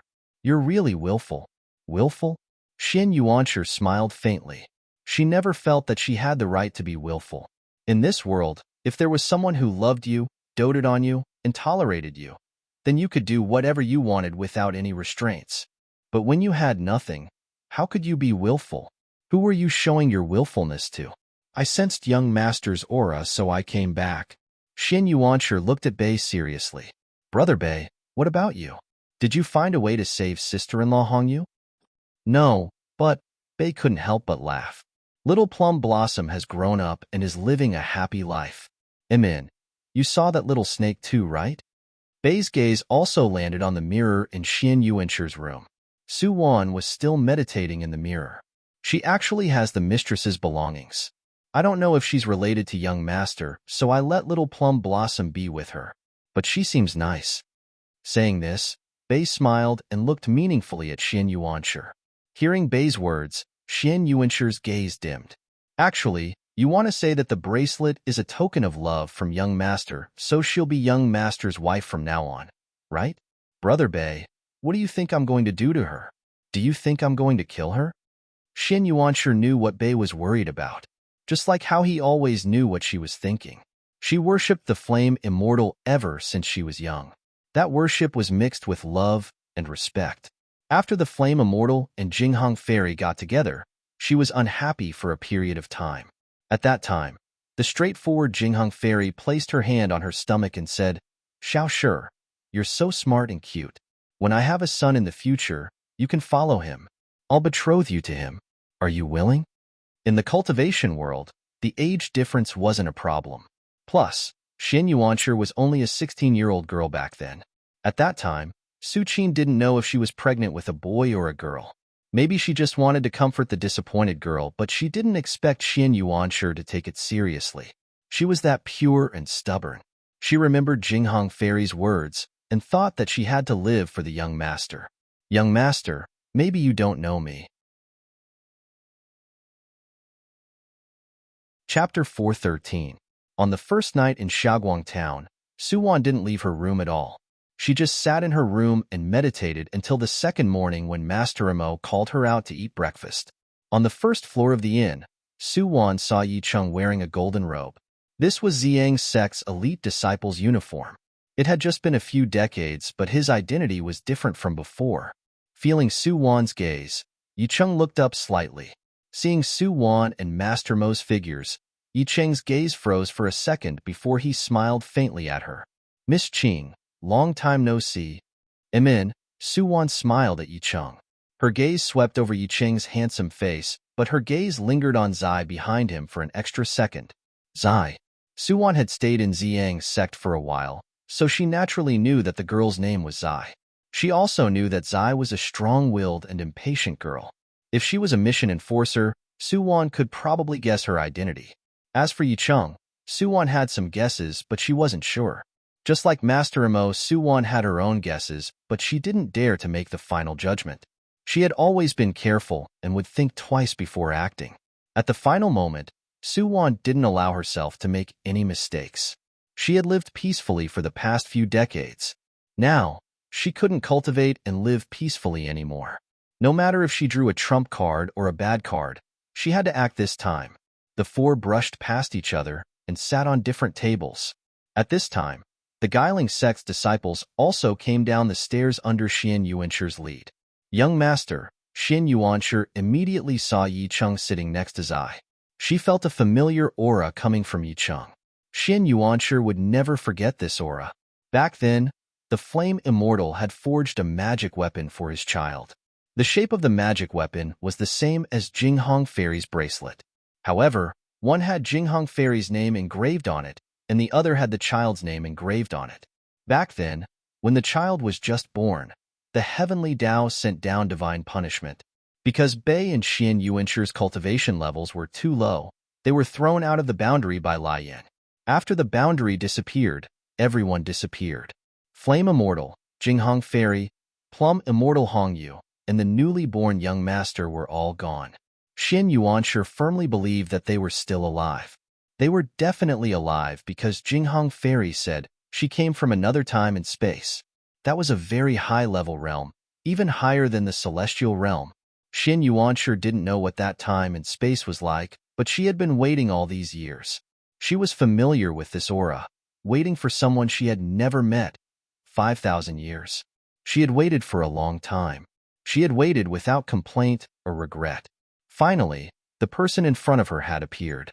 Xin Yuanshi kept staring at Yi Cheng, but she was very careful. No one noticed her gaze on Yi Cheng. At the same time, no one noticed that Yi Cheng and young Master Imo were communicating with each other using their spiritual power in the hall on the first floor of the inn. Can you let Su Wan go? Su Su froze hearing Su Rui's request. Then Su Su's cold voice rang in Su Rui's mind. This is a test, not a game. If you can't do it, then hand her over to me. I'll take care of her. Su Su was really shocked right now because he had already sealed Su Rui's memory. He didn't think that Su Rui still couldn't do it to Su Wan. Plus, things were just so coincidental.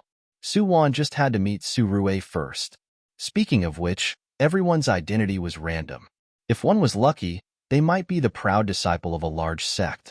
They might even be the sect leader or the main character. If they were unlucky, they might be cannon fodder, a supporting role, or even a passerby. This time, Su Wan clearly drew the worst luck. She possessed a green bamboo snake without any foundation or talent. But while she was unlucky, she was also lucky. Because the first person who recognized her was Su Rui, and the second person who recognized her was Su Su. There was no need for any evidence. The first time Su Su met Su Wan, he felt the aura of the golden bracelet. He gave it to Su Wan.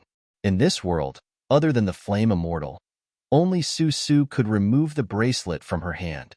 The first time they met, Su Su didn't do it. It wasn't that he couldn't do it, but, before the test, he told himself that if he met Su Wan, he had to let her go this time. After all, they had been together for a long time. These years, Su Su couldn't remember how many time spaces he had entered, or how many missions he had done. He was someone who didn't have any feelings or memories of anyone, but Su Wan was still fresh in his memory. In Su Wan's world, she was the eldest miss of the Su family. As a mission enforcer, the person Su Su possessed was called Li Fei. That year, Su Wan was abandoned by her fiancé. Being extreme, she planned on dragging Su Yu to die with her. Sensing that a blackened person had appeared in that world and affected the plot, Su Su immediately entered the mission space as a cultivator. He transformed into Li Fei and slowly got closer to Su Wan, capturing her heart bit by bit. After Su Yu and Xing Yi held their wedding, that world's plot finally returned to normal. At that time, it was time for Su Su to leave the mission. Before leaving, he agreed to his family's request to marry the eldest miss of the Qin family. Because of this wrong decision, an irreversible accident happened in that world. If I can't have it, no one else can have it either. She was clearly an extreme and selfish woman. That night, in the flames that filled the sky, watching her white dress turn fiery red, Su Su couldn't help but be in a daze. Right now, the countdown to the end of the mission kept ringing in his head. This is the wedding present I prepared for you. The most luxurious fireworks in history. Li Fei, do you like it? Su Wan stared coldly at the man in front of her and walked to him step by step. She had always been an extreme child.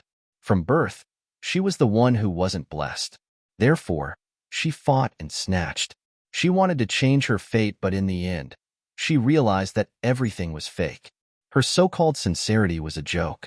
Her so-called love was a lie. Li Fei, let's die together? Okay, at least at this moment you're mine. Feeling the deep meaning in her gaze, Susu couldn't help but say, Xiao Wan, do you know what you're doing? You've ruined everything. This world will also collapse. Su Wan, no one can survive. No one can survive, including you. This is my wish. If I, Su Wan, can't have it, then I'll destroy everything. At that moment, Su Wan's heart couldn't feel pain anymore. She had never been afraid of death. Isn't it better if everyone dies together? Let's fight to the death in our next life. The moment she pressed the remote control, Su Wan felt like she was finally free. She didn't need to be an eyesore anymore. Death was the perfect curtain call. Bang! Within the massive explosion, the entire villa turned into a sea of flames. Su Er and Xing Yi, who were the main characters, were amongst the guests. After the male and female lead died, the entire world would collapse. When the flames and heat waves of the explosion came, Su Wan had already closed her eyes. But at the last second, Su Su reached out to her. Chapter 414. She was forcefully brought to the lost space by Su Su and became a mission enforcer. To Su Wan, the cruelest thing wasn't knowing that she was a cannon fodder ex-girlfriend. Rather, the man that she truly loved and hated not only never loved her, but, from the beginning to the end, he was just acting. As a mission enforcer, he got close to his target and used his flawless acting skills to deceive her to achieve his goal. This was the man she had loved so deeply that she was willing to destroy everything for him. Everything was fake. Even his identity and name were fake. I'm Su Su. When Su Su reached out to Su Wan again, she took a step back and sneered at him. Don't touch me. Why don't you let me die? Why did you bring me here? You want me to become a cold-blooded mission enforcer like you? Is that fun? After coming to the lost space, her soul would be bound to this space. If she wanted to be free, she had to continuously travel through different spaces and complete missions to earn points. Only after accumulating enough points could she remove the binding and leave the lost space, becoming a free person. At that moment, Su Wan was in despair. Su Su clearly couldn't understand her feelings. At that moment, Su Su couldn't even tell what he was feeling. As it turned out, Su Wan would rather die than become a mission enforcer. Su Su vaguely felt like he made a wrong decision again. However, the word regret didn't exist in his life. You're a mission enforcer now. You can choose to follow me or defeat me. Su Su looked at Su Wan with a clear gaze. He never comforted people. When he wasn't acting, he was actually a very strict and uninteresting man. He. Su Wan couldn't help but laugh. Was this fate?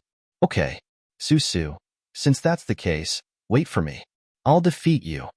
Since she couldn't die, Su Wan might as well abandon everything. Wasn't it just being a mission enforcer? If Su Su could do it, why couldn't she? Who said that she could only be an abandoned cannon fodder for the rest of her life? She wanted to be the one who treated all the main characters as cannon fodder. Therefore, when Su Su let Su Wan choose her own department, Su Wan chose the destruction department without hesitation. Since he couldn't fulfill them, then he would destroy them all. After Su Wan became a mission enforcer, Su Su never saw her again, but he had been paying attention to Su Wan's movements. Even because of his relationship with Su Lang, Su Su was able to pull out all the files of Su Wan's missions from the logistics department. It could be said that he had been watching her silently, watching how she turned from a rookie who knew nothing into an experienced and cold-blooded mission enforcer. He had seen her kill for the first time. He had seen her lie for the first time. He had seen her fall into despair and disappointment after each success. Humans were really sentimental creatures. Su Su looked at Su Wan and felt her emotions, but he himself became more and more confused. What is love? What is hate? Su Su always thought he didn't have a heart. Without a heart, how could he feel other people's emotions and desires? But why was he confused? Why was he anxious? Why did he feel uncomfortable seeing Su Wan and Su Rue slowly walking together? When Su Wan was in danger, he disregarded everything and entered the mission to save her. Even after something happened to Su Rue, Su Su was the first to rush out, wanting to accept the rescue mission. Naturally, it was for Su Wan's safety. Why did he have so many emotions? And why would he do these strange things? Su Su started to doubt everything. And at this time, the day before the trial, Su Lang found him, Songyue mainland. Su Su's memories of this mainland came from the 2 bracelets he had worn since he was young. He had already given one of them to Su Wan. When he found out that Su Lang changed the trial space without permission, Su Su was very calm. He had a vague impression of his parents, but he was still looking forward to this mainland. Although he didn't know what he was looking forward to now, at the final moment, Su Su heard Su Rui's request, and he suddenly seemed to understand something. Although Su Wan and Su Rui's memories were sealed, they would still meet each other and would naturally be attracted to each other. Maybe this was love? No matter what you become, no matter if you remember me or not, I will still love you. Transcend time, transcend space. Because of love, they would walk together. Su Su lowered his eyes, looking at the reflection of a pair of clear eyes in his wine glass. Su Wan, I brought you to the lost time space because I did something wrong. I owed you, so I let you go once. But now, we don't owe each other anything. Therefore, I won't be lenient to you anymore. I won't be lenient. The calm hall was surging with undercurrents. Su Rui wasn't calm after hearing Su Su's reply. He knew that he should listen to Su Su's arrangements. Plus, everyone was a mission enforcer, so it was a fair competition here. Even if the little snake died here, she would just lose the right to win. She would still return to the headquarters. But he just didn't feel well, extremely well. After eating breakfast and returning to the room, Su Rui saw that Su Wan was about to enter and couldn't help but call her. Xiaoqing? Master, do you need something? Su Wan looked at Su Rui with an inexplicable expression. Su Rui couldn't help but take a few steps forward and get closer to Su Wan. He leaned over and whispered in her ears, "Don't go near Yi Cheng. He's very dangerous." Yi Cheng, Su Wan froze and then smiled at Su Rui. "Thank you for your reminder. I've worked with him in Xiang's sect before. He's indeed a dangerous person. How could the king of the lost time space, Su Su, not be dangerous?" Su Wan looked down and entered the room. She closed the door and leaned against it. The first time she saw Master Mo, she subconsciously mistook him for someone else, thinking that he was Su Su. After interacting with him, Su Wan dispelled her suspicions. Until she participated in Xiang's sect's entrance examination. The moment she came out of the illusion, Yi Cheng grabbed her hand. At that moment, Su Wan knew. That man was 99% likely Su Su. The moment his fingertips touched her, the pain in her soul and her desire to escape couldn't lie to anyone. The most unforgettable thing in life was the person who loved you the most and hurt you the most. Su Wan wouldn't forget Su Su. She also couldn't forget the voice in the illusion. It was night and the stars were bright. Su Wan set up a smokescreen in her room and then quietly left her room. She had gotten used to Master Mo's habits over the years. Therefore, she chose to leave when he was cultivating every day so that she wouldn't startle him. Chapter 415. Daki sect's disciples lived in an inn in the south of Xiaoguang town. Su Wan had paid special attention to their sect's residents yesterday. Taking advantage of the night, she arrived at the inn and concealed her aura, sneaking into the backyard. She was searching for the 2 auras that she remembered that day. Not long after, Su Wan discovered Ho Bingning's aura. Because this body's aptitude was average, Ho Bingning's cultivation wasn't too high. Right now, she was only in the early stage of nascent soul realm. She always had the best cultivation resources in Daki sect. This was all because she had a genius brother. This time of the day was the best time to cultivate. Originally, Ho Bingning planned to start meditating after bathing and changing her clothes. However, she didn't expect that just as she changed her clothes, a black shadow would appear behind her. It was silent and didn't have any murderous intent, but it came with ill intentions. What? Before she could say the word person, Ho Bingning had already turned around and took out her magic weapon. Although her cultivation wasn't high, as a disciple of Daki sect, she had a lot of magic weapons with her. Su Wan nimbly dodged Ho Bingning's attack and teleported. She lifted her hand and threw out a silver chain. She had gotten quite a bit of good stuff over the years. Plus, she was with the rich and imposing Master Amo, and also had the lucky male lead. She really could pick up magic weapons whenever she went out. Immortal binding rope. Ho Bingning's expression changed seeing Su Wan's chain. This chain was called Immortal Binding Rope. Although it wasn't a real immortal artifact, it was still a very powerful magic weapon. It was the magic weapon of a senior in Daki sect. But after that senior failed his tribulation and became an itinerant immortal, no one knew of his whereabouts anymore. Just who are you? Ho Bingning stared at the shadow in the darkness. She couldn't see the opponent's appearance, but she could feel that it was a woman. You should know who I am just like how I know who you are, Suwon said softly, not changing her voice. Mission Enforcer. Ho Bingning's gaze narrowed. While stalling for time, she was already thinking of a way. At this moment, in another room not far away, Ho Bingshan was facing his own weapon tripod and was focused on refining weapons. This was the last time they would refine before entering the small world. Although he knew that his department had the highest chance of success, he had always been careful and did not want to make any mistakes. Brother. At this time, the communication amulet on Ho Bingshan's waist suddenly rang. Ho Bingning's panicked voice came from it. Brother. Help? It was Ho Bingning. Ho Bingshan hesitated for a moment. He had always taken good care of his sister, but that didn't mean that he truly trusted her. However, it wouldn't make sense if he didn't appear at this time.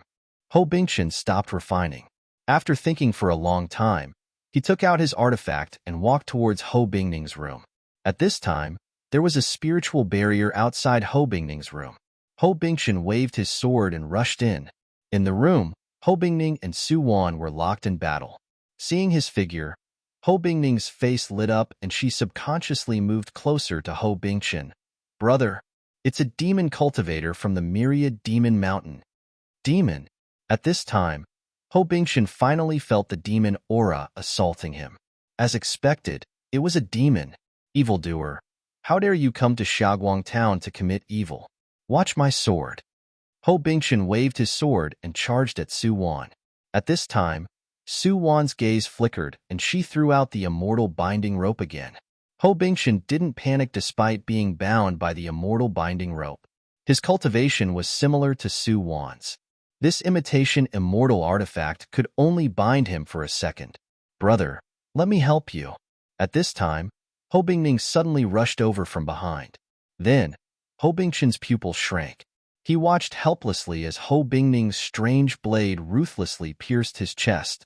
Blood splattered and Ho Bingshan's face turned incomparably pale. At this time, a cold wind blew past. Before Ho Bingning could pull out her weapon, she was sent flying by a palm. She flew out and hit the wall, losing her breath in an instant. One-hit kill. Suwon quietly looked at the slender figure that suddenly appeared. She couldn't help but squint her eyes and smile. You're here. The faint greeting was like meeting an old friend that she hadn't seen for many years. Yicheng expressionlessly supported Ho Bingshan's body.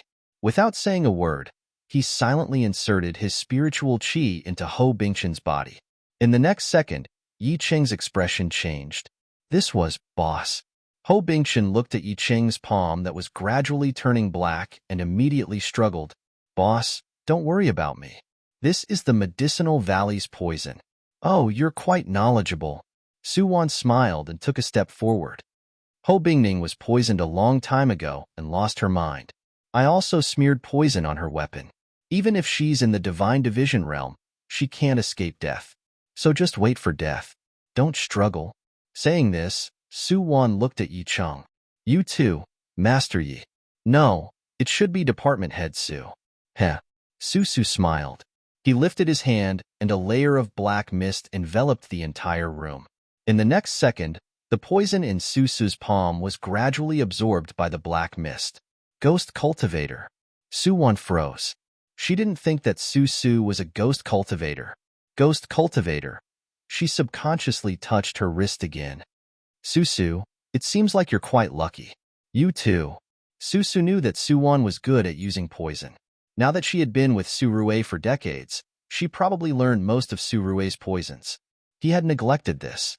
Feeling Yunshang's aura gradually weakening, Susu sighed. It seems like after tonight, there will be 5 mission enforcers left. That's good too. Department Head Su is still so confident. How rare. Suwon also smiled and walked up fearlessly. She stood in front of Susu and slowly lifted her wrist. She rolled up her sleeves, revealing her fair wrist and the golden tattoo. Before I die, can you tell me the truth? You're old ghost, right? Old ghost. Susu's gaze landed on Suwon's wrist. He watched as the tattoo gradually turned into the golden bracelet. His gaze became dazed. You remember everything? After a long while, Susu raised his head and looked at Suwon, who was very close to him. In that moment when he was in a daze, he was actually secretly on guard. He understood Suwon. He thought that Suwon's actions and questions were definitely to disturb his mind. She was waiting for a chance to attack. But unexpectedly, Suwon didn't do anything. She just looked at the man in front of her with a complicated gaze. Why did you save me? Didn't I tell you that I don't need you to save me? Suwon took another step forward, seemingly not afraid that Susu would suddenly attack her. Why did he save her?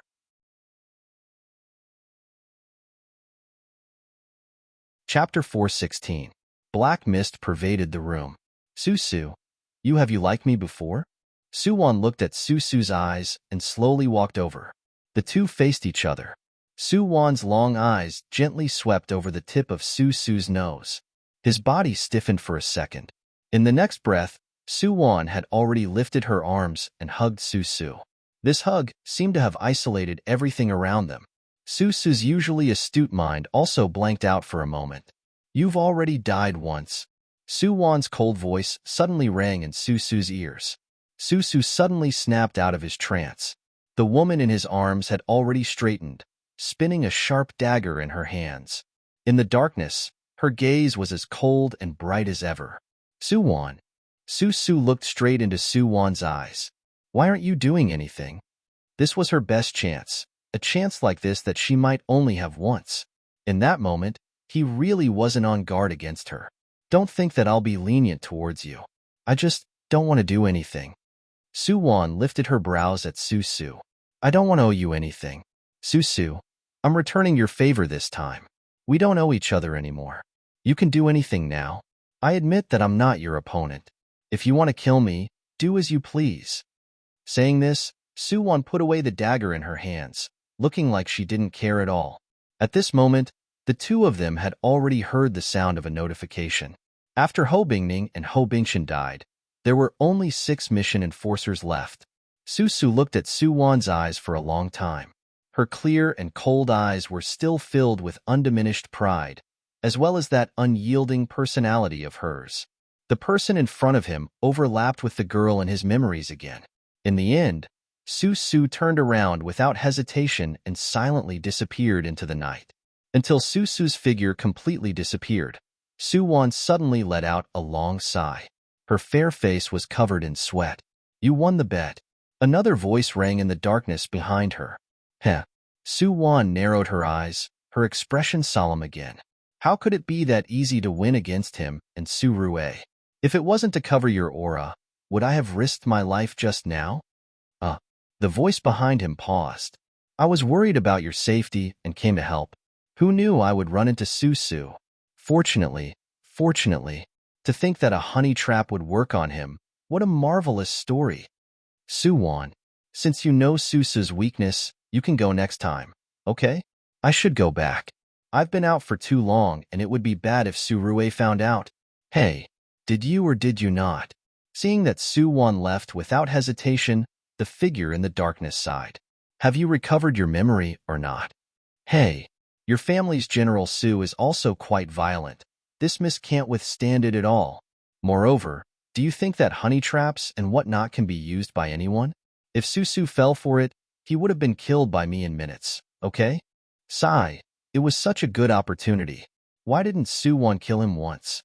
Forget it. I won't think about it anymore.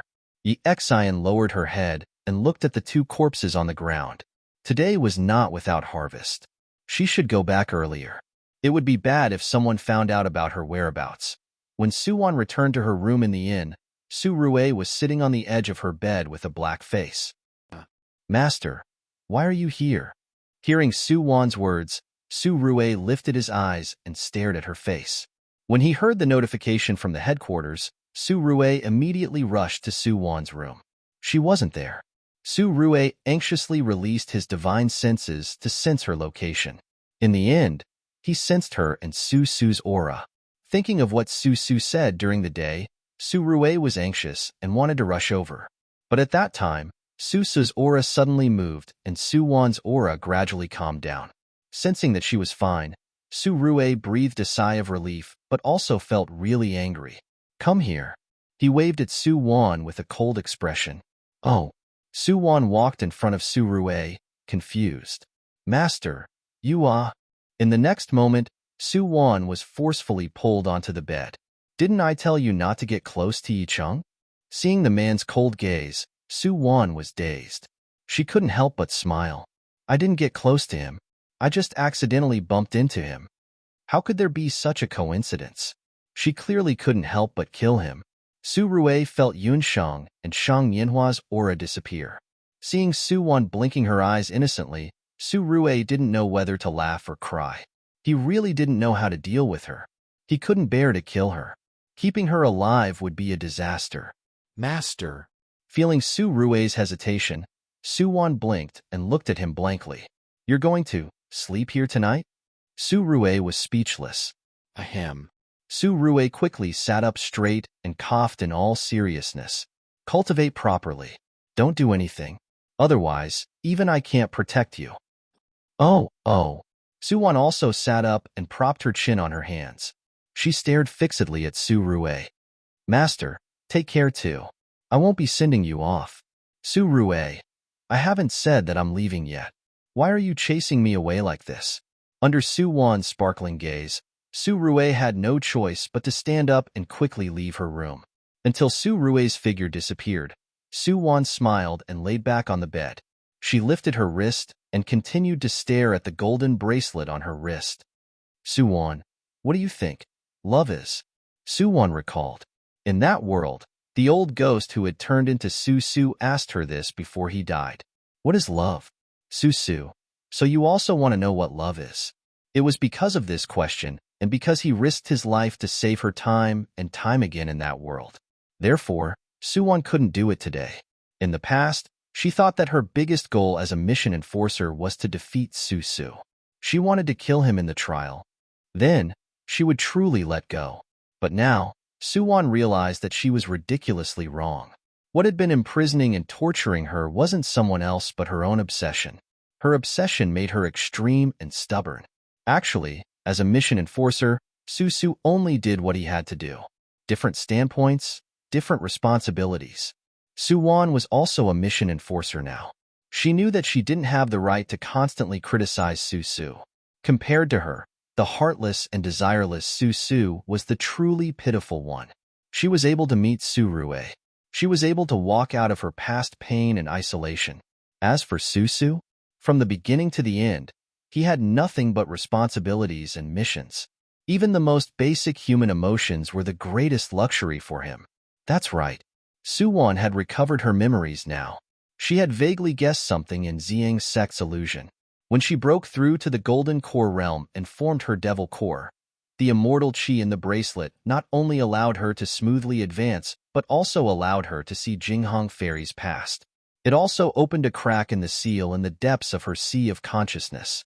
Over the years, Su Wan had actually gradually recalled some of her memories with Su Rue. Especially after meeting Su Su again, she recalled everything.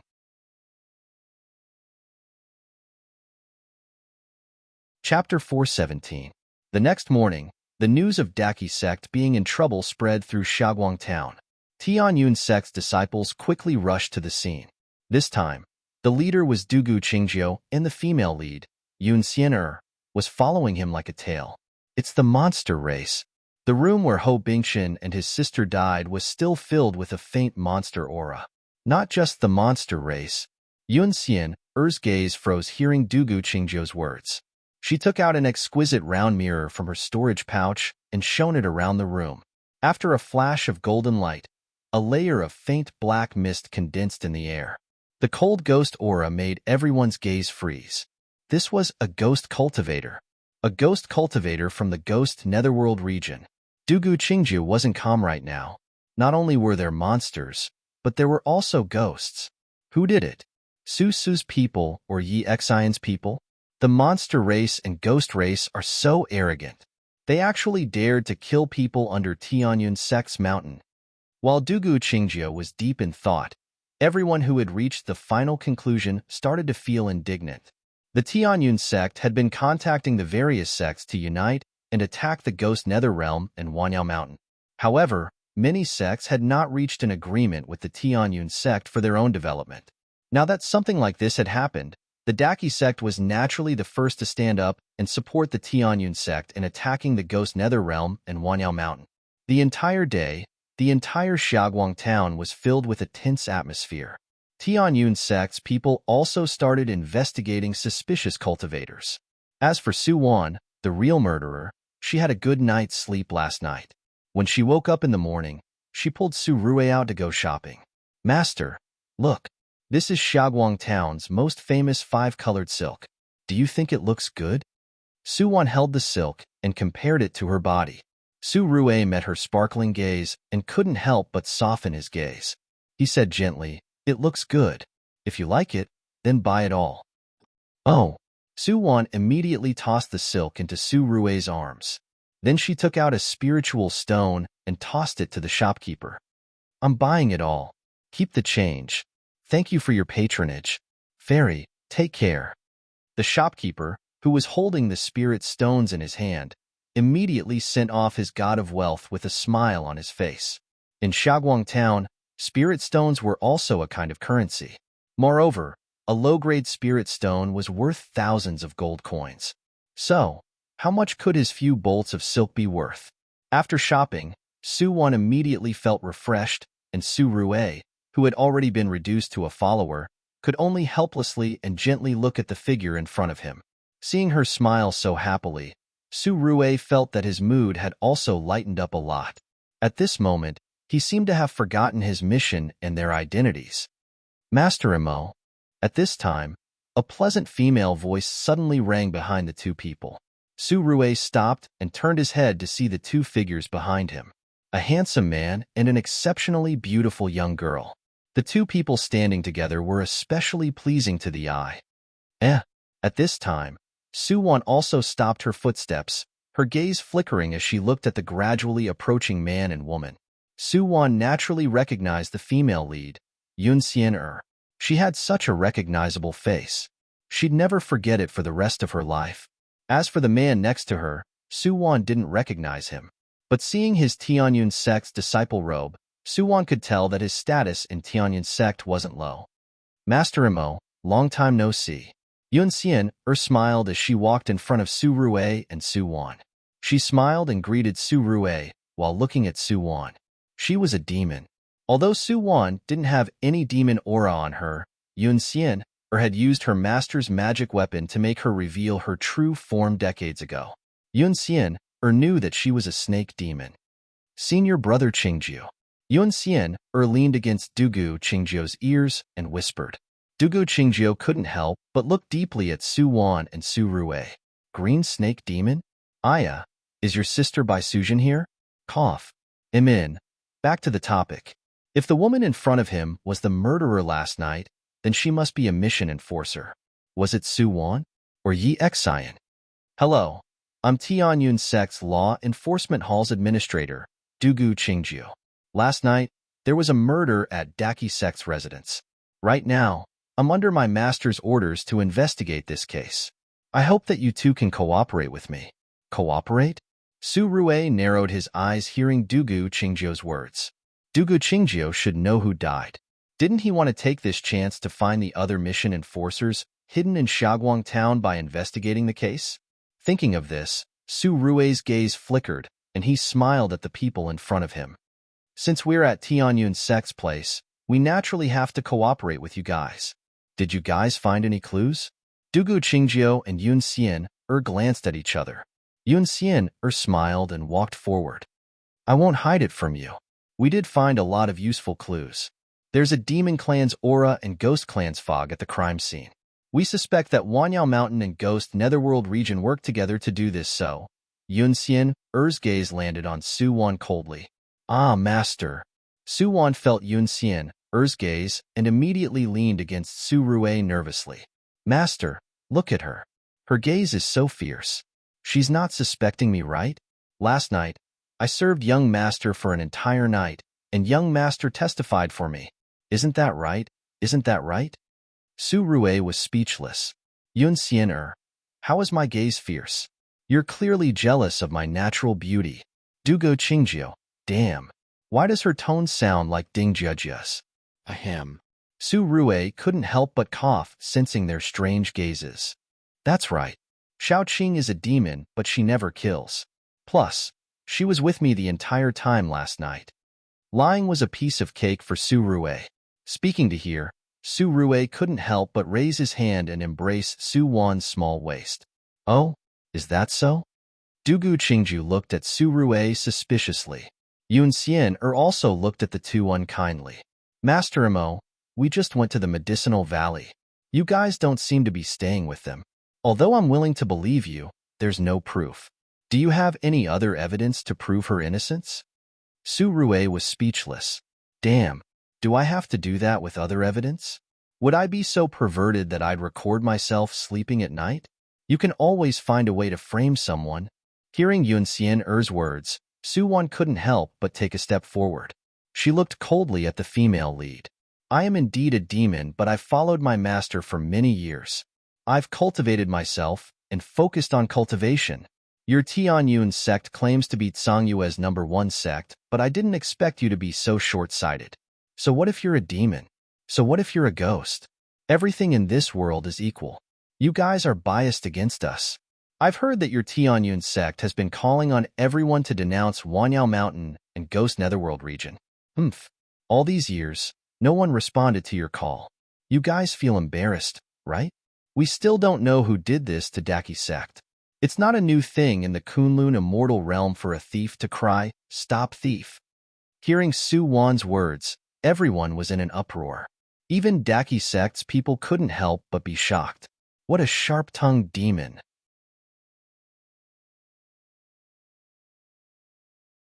Chapter 418. Master. Dugu Qingjiu and Yun Xian called out respectfully when they saw the figure that flew over. It wasn't anyone else but Tianyun sect master, Heavenly Z. The white-haired and white-bearded Heavenly Z's robes fluttered in the wind, and he exuded an aura of an immortal. The moment he appeared, the cultivators on the street didn't dare to make any noise.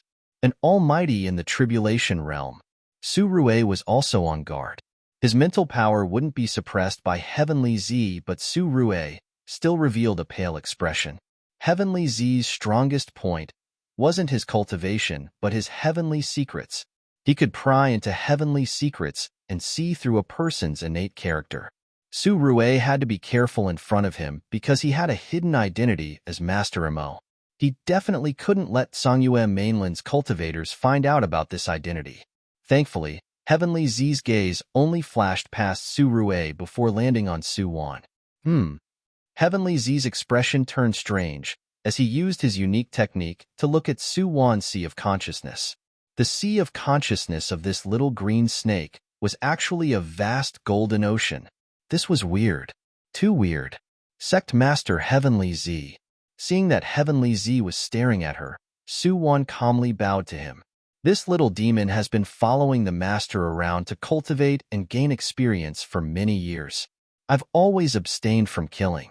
Although I don't dare to say that I'm a good person, I'm definitely not someone who does evil. Today, I'd like to ask Sect Master Heavenly Z to be my witness. Since Taoist Dugu suspects that I'm the murderer who killed Daki sect's disciple, please show me the evidence. Evidence? Heavenly Z turned to look at his disciple. Qingjiu, do you have evidence? Master, Dugu Qingjiu was also speechless. It'd be great if he really had evidence. Unfortunately, although Tianyun sect's secret technique could see a person's fate, it wasn't omnipotent. They couldn't tell who the murderer was. Cough. Of course, it wasn't like there was no way. Dugu Qingjiu raised his hand and took out a small jade box from his storage bag. I collected the demonic aura in this jade box from the crime scene. Since Miss Qing wants a witness, then I'll invite everyone here to be a witness. Are you willing to release your demonic aura and let my master sense it? Everyone had their own unique aura, and the same was true for demons. Every demon cultivator's aura was different. Ordinary cultivators might not be able to sense this kind of aura, but for a powerhouse like the Heavenly Z, distinguishing the aura of a demon was a simple matter. Heh. Suwon smiled in disdain hearing Dugu Qingzhou's words. So this is your evidence? This is actually a good idea.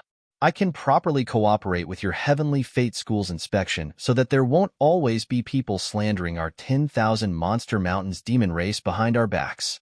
While speaking, Suwon didn't hesitate to release her demonic aura. Sensing her confidence, Su Rue narrowed his eyes and quietly waited for the situation to develop. The enormous demon aura disappeared in an instant. Heavenly Z shook his head. No, it's not the same aura. Qingzhou, you're too rash this time. HM? Dugu Qingzhou furrowed his brows. It wasn't her aura? Was it really not her? Or did she think of this and covered it up? Miss Qing, sorry. Dugu Qingzhou's mind raced. By the time he lifted his head again, he wore a sincere expression and spoke to Suwon apologetically. I was too impatient this time and blamed you wrongly. Please don't argue with me. Humph. Hearing Dugu Qingzhou's words, Suwon glared at him coldly and then grabbed Su Rue's hand. Master, I'm really unhappy right now. I'm not in the mood to shop anymore.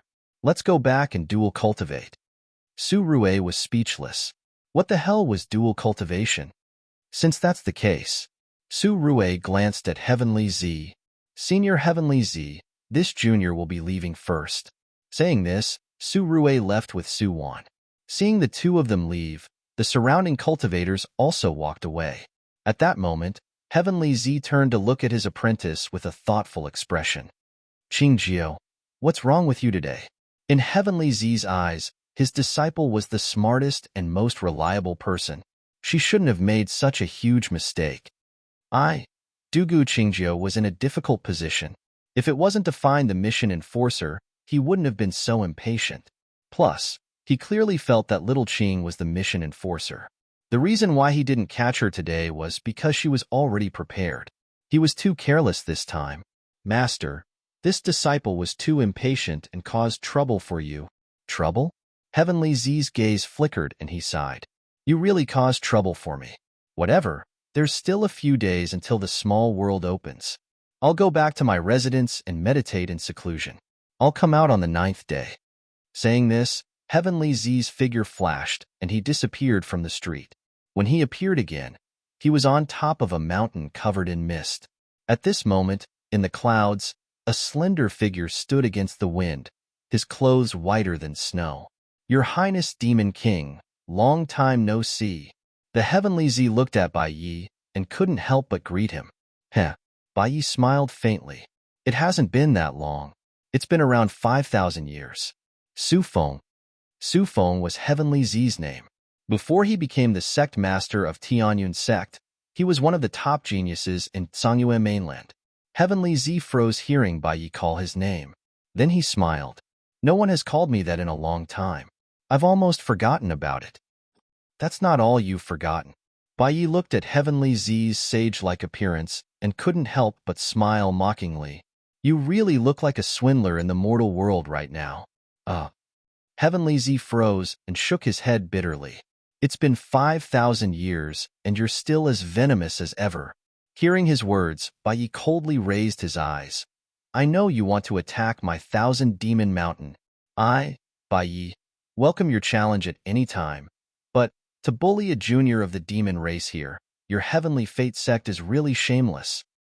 What happened today was just a misunderstanding. Heavenly Z was familiar with Bai Ye's protectiveness and narrow-mindedness. Therefore, when he heard Bai Ye's voice transmission on the street, he knew that he was in trouble again. It seemed like it was true. It wasn't that easy to get rid of Bai Yi, this old monster. While Heavenly Z and Bai Yi were discussing on the mountain peak, Suwon and Su Rue had returned to the inn. Coming to Suwon's room, Su Rue dragged her to the bedside. Come, little snake. Tell me, what is dual cultivation? Oh. Suwon blinked and smiled faintly at Su Rue. Master, you're really impatient. You want to dual cultivate in broad daylight. You need to know how to control yourself. Su Rue was speechless. Control my ass. Who was the one who said they wanted to dual cultivate in front of everyone on the street? This young master's illustrious reputation has been ruined by this little snake, doing lewd things in broad daylight and dual cultivation with a demon. In the future, when people talk about the medicinal valley, Master Mo would probably be related to these two words.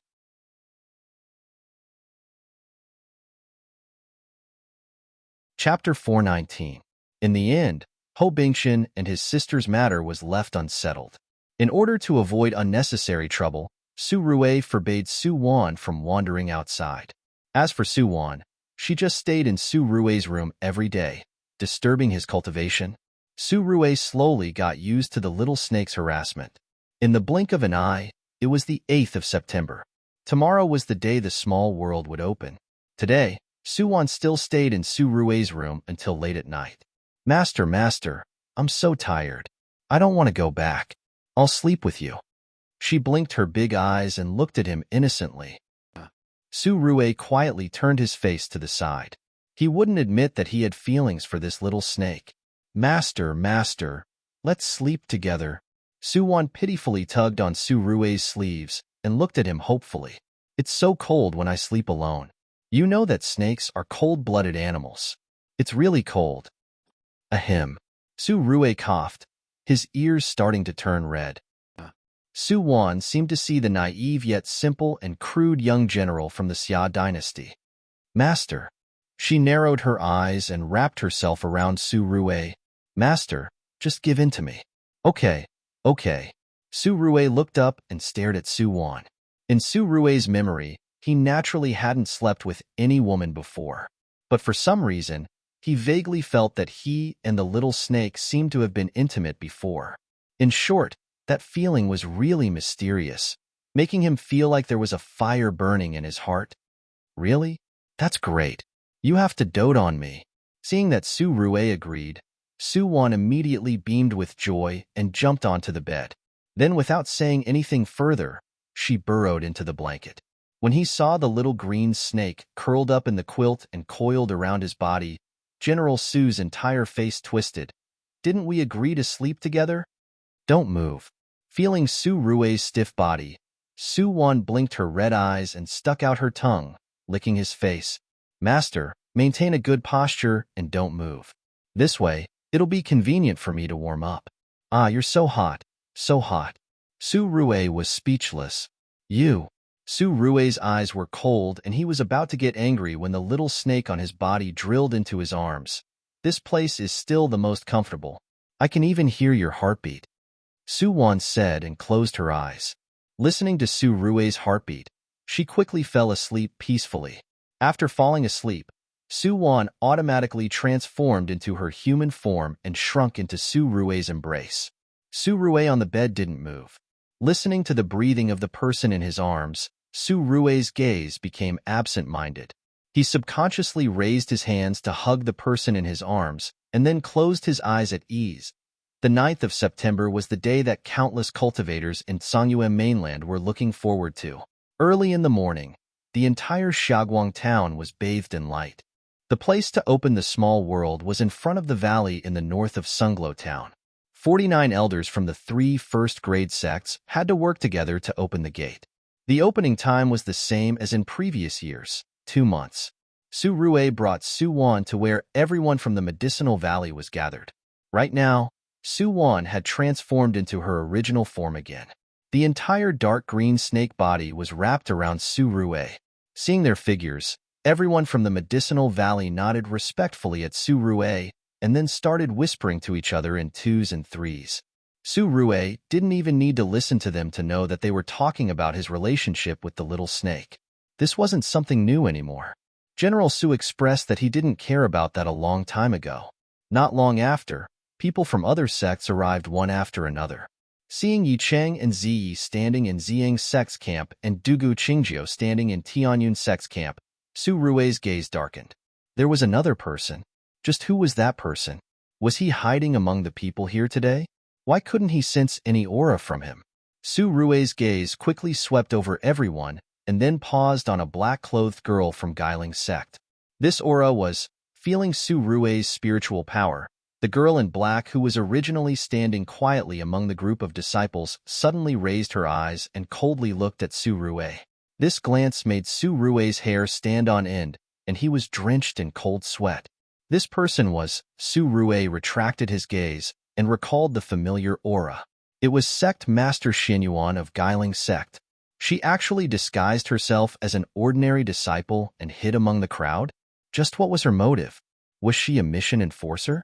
This question flashed through Su Rue's mind, but he immediately rejected it. Xianyuan couldn't be a mission enforcer because with her strength, she didn't need to disguise herself at all. The other mission enforcers here, including Su Su, wouldn't be her match. Her true strength was definitely terrifying. After Su Rue retracted his gaze, Xianyuan didn't continue to use her mental power to attack Su Rue. Instead, she turned to look at Tianyun's sect's disciples. This time, the leader of Tianyun's sect was still Dugu Qingjiu with Yun Xian following behind him. As a first-rank sect, Tianyun's sect had 10 spots to enter the small world. Behind the two of them were 8 disciples with lower cultivation. Xianyuan's gaze landed on an unassuming disciple, and she couldn't help but reveal a smile on her cold face. It's time. Open the seal. When the sun rose into the sky, the 49 people sitting around immediately injected their spiritual power into a certain area. As the seal was opened, a space-time barrier appeared in front of everyone. All the people from the sects entered the gate in order. Behind the door was another world. Although they had all entered from here, they would be scattered in different corners of the small world. 2 months later, the door that they had left would appear in front of them again. Be good and stay here. When they entered the small world, Su Rue couldn't help but hide Su Wan in his arms. But the moment they entered the door, because the space-time was split, a gust of wind blew over with sand and stones. Su Rue wasn't prepared at all. By the time he supported his spiritual power barrier and landed safely, he realized that his arms were empty. Su Wan was gone. Little snake? Su Rue's expression changed. He knew the little snake's cultivation. Even if she wanted to leave, he would definitely notice. But now, she disappeared without a sound. This was impossible. The same thing happened to the Ziyang sect, the Ghost Spirit sect, and the Tianyun sect. When they entered the gate, there were clearly 10 people, but because everyone was separated, no one knew that their group had turned from 10 to 9 people. Pitch black. Right now, Su Wan felt like she was in a pitch-black place. She couldn't even see her fingers. She maintained her original form and slowly moved. Don't move. At this time, Su Wan suddenly heard a familiar voice. Yi Cheng? Su Wan froze. Wasn't she with Su Rue? Why did Su Su become the person next to her after entering the small world? At this time, a flame suddenly appeared in front of Su Wan's eyes. The faint blue flame shone on a man's smiling face. Not just Su Su.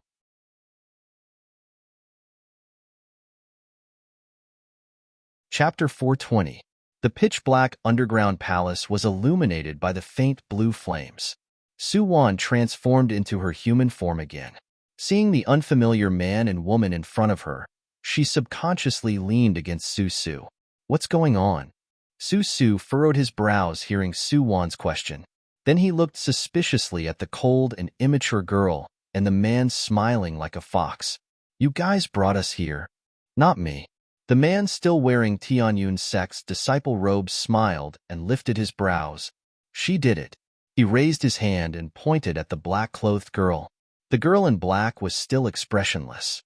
Feeling Su Su's gaze on her, the girl's gaze flickered and she said coldly, Young master, I brought you guys here, but Brother Bei was the one who came up with the idea. Devil King Bei? Su Wan and Su Su turned to look at the ordinary-looking Tianyun sect's disciple. His figure and appearance were changing right now. That's right. Bei was the same as Xianyuan, sneaking into this small world. Of course, Xianyuan relied on her own strength. She hid her aura and entered with the identity of a ghost spirit sect's disciple. Bei's method was really shameless. He used Su Wan's matter to make a fuss and forcefully got a spot from the heavenly Z. Then he transformed into a Tianyun sect's disciple and followed them in. Seeing that everyone was looking at him, Bai couldn't help but smile faintly. Young master, I was the one who secretly informed Xiao Shi to use the teleportation technique to bring all of you to the underground palace. My lord is in a deep slumber here, and only you, young master, can undo the seal and awaken him. The Flame Immortal. Suwon froze hearing Bei mention the Flame Immortal. The Flame Immortal was actually still alive. Plus, her guess was right. The Flame Immortal was Su's father. Compared to Suwon's shock, Su seemed really calm. He didn't expect the Flame Immortal to still be alive. However, being alive or dead was not important to the emotionless and desireless Zhou Donghuang. Bei, Xin Yuanshi? Su confirmed their identities again. I know you guys. In that case, lead the way. Saying this, Su turned to look at Suwon. Follow me. Don't wander around. Yes. Suwon nodded. She had no other choice since they were already here. Compared to Bai Yi and Xin Yuanshi, Su seemed much more gentle and harmless. The four of them slowly walked along the winding path of the underground palace. After walking for a long time, they finally arrived in front of a stone door. The grayish-white stone door was carved with many complicated patterns. It was a talisman. Suwon had done a lot of research on talismans in the cultivation world. She could tell at a glance that the veined pattern on the stone door was a talisman, a very powerful sealing talisman. Young master, only your blood can open this sealed stone door. At this moment, Bai Yi was looking at Su with an extremely excited and fervent gaze. He had waited for 5,000 years. He had finally waited for the return of his young master. He had waited for the day when the seal would be opened and the master would be awakened. Hearing Bai Ye's words, Su didn't move. Must I use my blood? His expression was a bit strange right now. Xin Yuanshi and Bai Yi nodded in unison. Of course we need young master's blood. Only your blood can open this seal. Su still stood there without moving. Suwon couldn't help but facepalm. Dear friends, it's time to educate people. Your young master is using someone else's body. So, the blood he bleeds is someone else's too. Therefore, you're hoping that the ghost prince's blood can open this sealed door. Are you guys joking? Amen. That's the theory, but Suwon wouldn't tell anyone about the mission enforcers. She turned to look at Su. What do you plan on doing? Su calmly walked in front of the stone door, then raised his hand and cut his finger. His blood flowed along the lines on the door, then gathered together. Then, there was nothing else. How did this happen? Bai Yi stared in astonishment at the stone door that was covered in veined patterns. The stone door didn't even budge, let alone open the seal. That's it. Su stretched out his hands. I'm not using my own body right now. Therefore, if this seal can only be opened by the Flame Immortal's direct bloodline, then we don't need to waste time here. Not his own body. Hearing Su's words, Bai Ye's expression turned a bit better. Meanwhile, Xin Yuanshi looked at Su and Suwon with a complicated gaze. She recalled what Jinghong Fairy said to her. So, young master came back from that world? No, there must be a way. Bai Ye's gaze gradually turned serious. His demonic aura kept surging. If you don't have a physical body, then I can only extract your soul power and condense it into blood. That way, I can definitely open the seal. Brother Bai Yi, are you crazy? Hearing Bai Ye's words, Xin Yuanshi carefully stood in front of Su and Suwon. Extracting soul power will cause irreversible damage to young master's soul. I won't let you do this. Xin Yuanshi's gaze was cold and determined. She had to protect the man behind her. No matter what kind of enemy she faced, she wouldn't retreat. Feeling Xin Yuanshi's determination, Su turned his face slightly and glanced at the girl in front of him, a bit surprised. Although Su was emotionless, he could still feel other people's concern for him. The situation didn't look good. Feeling Xin Yuanshi and Bai Ye's aura rising, Suwon, who had been standing quietly by the side, secretly tugged on Su's robe. Su, what's going on? Is there something wrong with Bai Yi? Devil King Bai Yi, Su slowly closed his eyes and recalled his memories of Tsangwei mainland. These memories were left in the bracelet by Su Qin. They weren't complete, but it was enough for Su to know a lot of things. In the end, Su's memories stopped at an enchanting red plum tree. Plum Blossom Immortal Hongyu. She was Bai Ye's wife. Su Su opened his eyes, his gaze gradually clearing up. Bai Yi, I know what you want to do. I believe you. Do it. Young master. Xian Yuanshi looked at Su Su in disbelief. She bit her lips and shook her head furiously. Young master, you have to reconsider. Once the soul was injured, it was irreversible. Suwon also looked at Su Su in shock. She hesitated before tightening her grip on Su Su's robe. Su Su, don't do anything rash. You. Xiao Wan. Su Su turned his head and smiled at Su Wan. I think I roughly understand what love is. Love was gentle like water, but also fiery like fire. Different people had different ways of loving their loved ones. Bai Yi disregarded everything because he had waited for too long. He had been separated from his lover for too long.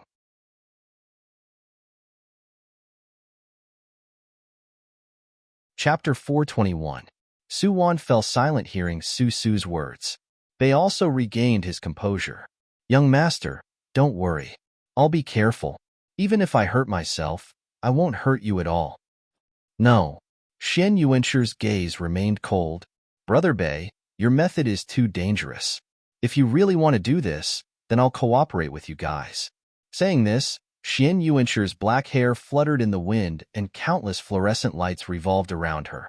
At this moment, time seemed to slow down infinitely. Su Wan could even clearly see the trajectory of the black hair fluttering above her head. This was time rule. Hour. Seeing that Xian Yuanshi had activated her time rule without a care, Bei didn't dare to delay. While time slowed down, he could cast his spell more accurately. While time was being slowed down, Bei accurately extracted Su Su's soul power and condensed it into 3 drops of blood. Su Wan felt like she had experienced a century, but in reality, only 3 breaths had passed. In 3 breaths' time, Bei finished his spell and Su Su was fine. Meanwhile, Xian Yuanshi's black hair turned into snow-like silver.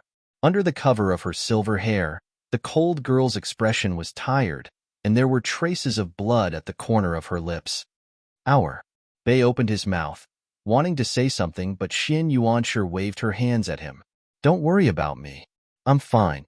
Brother Bei, hurry and activate the seal. Seeing Xian Yuanshi's shaky body, Bei's gaze was complicated. He turned around and dripped Su Su's blood onto the stone door. This time, the entire stone door shook violently.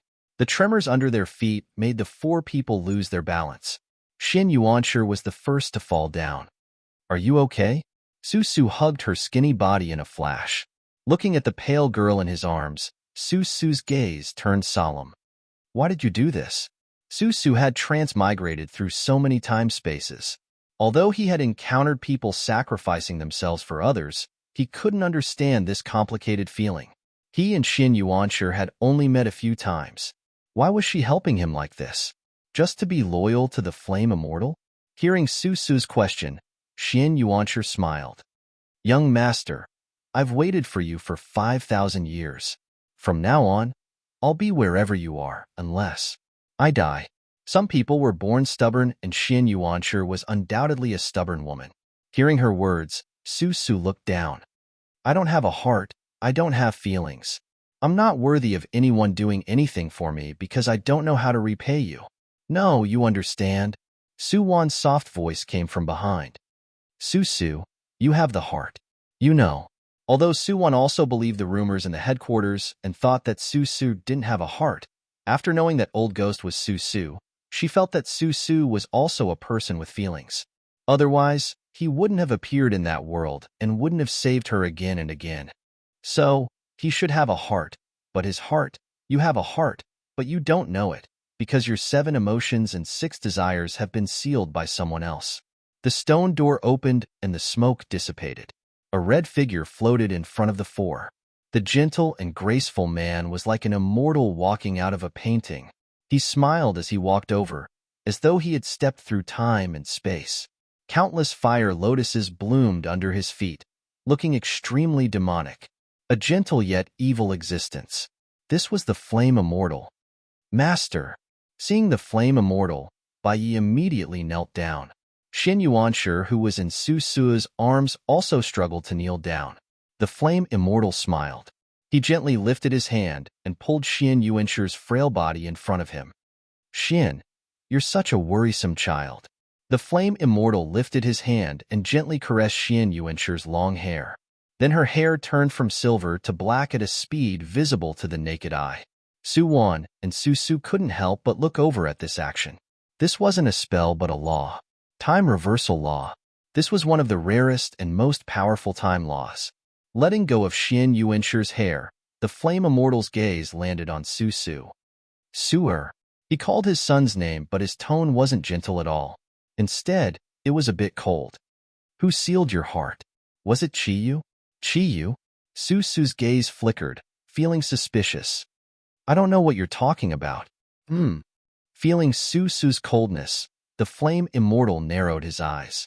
In the next moment, his gaze brightened, and he stared at Su Wan, who had been standing behind Su Su. It's Qin's aura. Little devil, why do you have Qin's aura on you? The flame immortal's gaze was like a sharp sword, wanting to pierce through Su Wan at any moment. Su Wan slowly lifted her wrist, revealing the golden bracelet. Immortal, are you talking about this? This was Su Qin's bracelet. The flame immortal waved his hand, and the bracelet that had followed Su Wan for a few worlds left her wrist and returned to the flame immortal's palm. Feeling his lover's aura on the bracelet, the flame immortal's gaze turned a bit sorrowful. Su-er, where's your mother? Why is her magic weapon in someone else's hands? The bracelet was the token of love that the flame immortal gave to Su Qin back then. He didn't believe that his lover would casually give this to someone else. Not long after my mother gave birth to me, she passed away. I gave this bracelet to Su Wan. Hearing Lian's question, Su Su replied indifferently.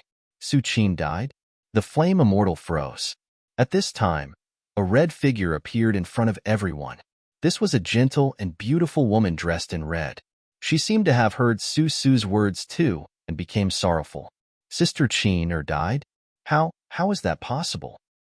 Hongyu, seeing that his wife had finally appeared, Byakuya immediately pounced on her excitedly and hugged his lover tightly. Bai Yi. Feeling the man's warm tears, Hongyu's voice began to tremble. Bai Yi, are you okay? Our child. Is she okay? I'm great. Little Plum Blossom is great too. Bai Yi murmured to himself as he subconsciously hugged the person in his arms. 5,000 years. He waited for this day for so long. Hongyu, you're finally back. Just what happened 5,000 years ago? Bai Yi couldn't help but ask the question hidden in his heart. This question had been bothering him for 5,000 years. Back then, Hongyu's expression turned a bit complicated. Back then, Sister Qin was about to give birth.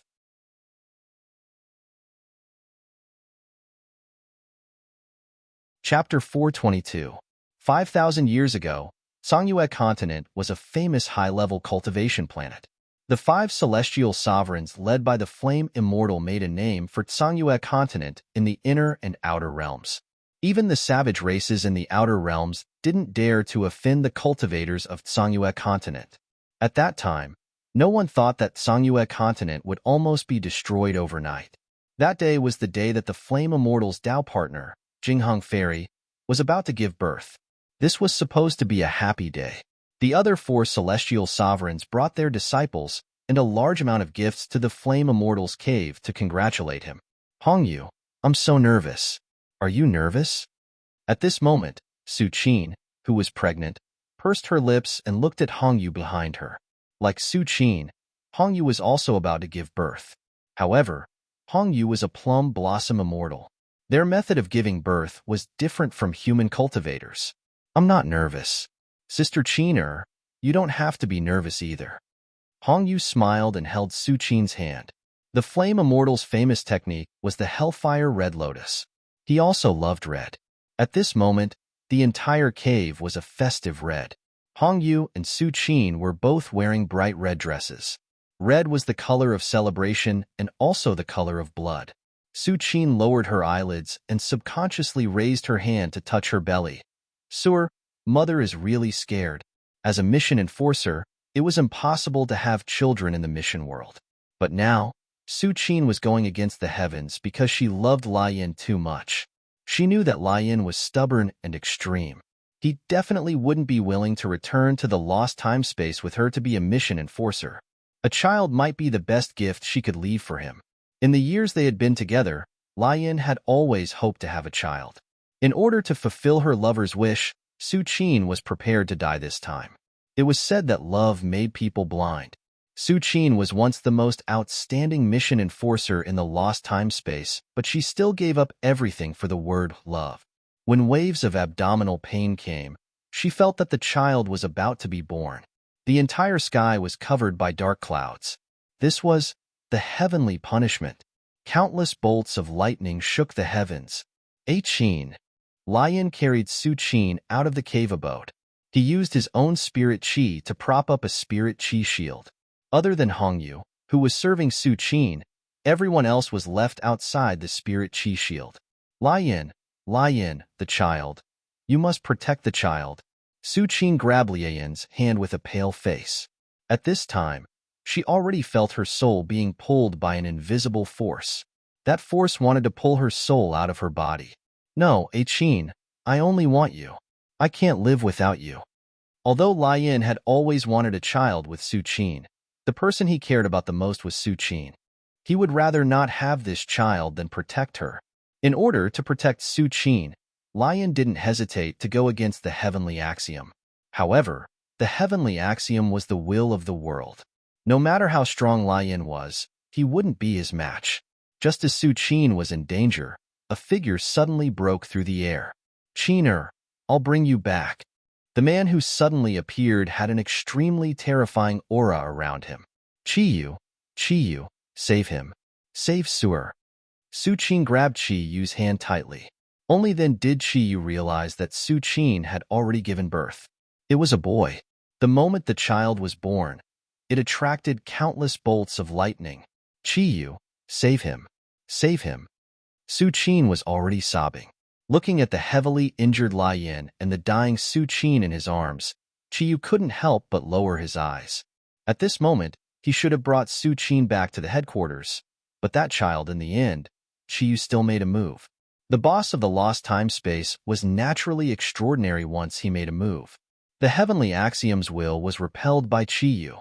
Su survived, but Qiyu was heavily injured. Su Qin's life was hanging by a thread. Qiner.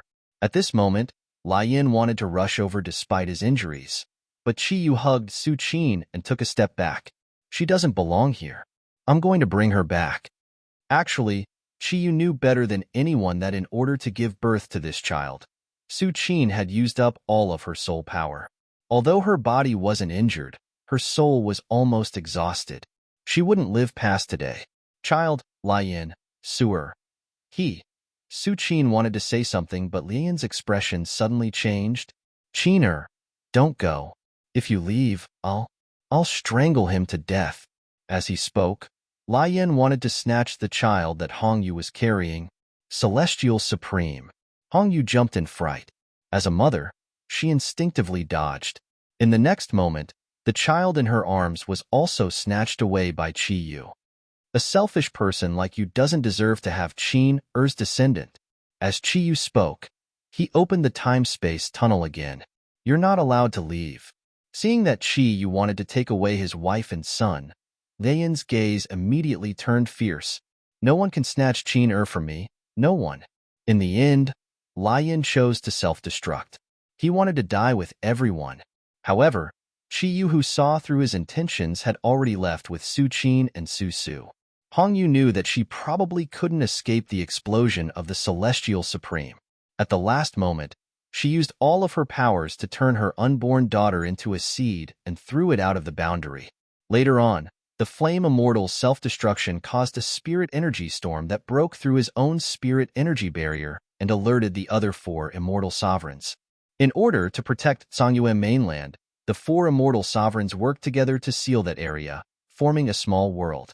Everyone thought that the Flame Immortal died in that explosion. But 2,000 years later, Bei, who was in Wanyao Mountain, suddenly heard the Flame Immortal's call.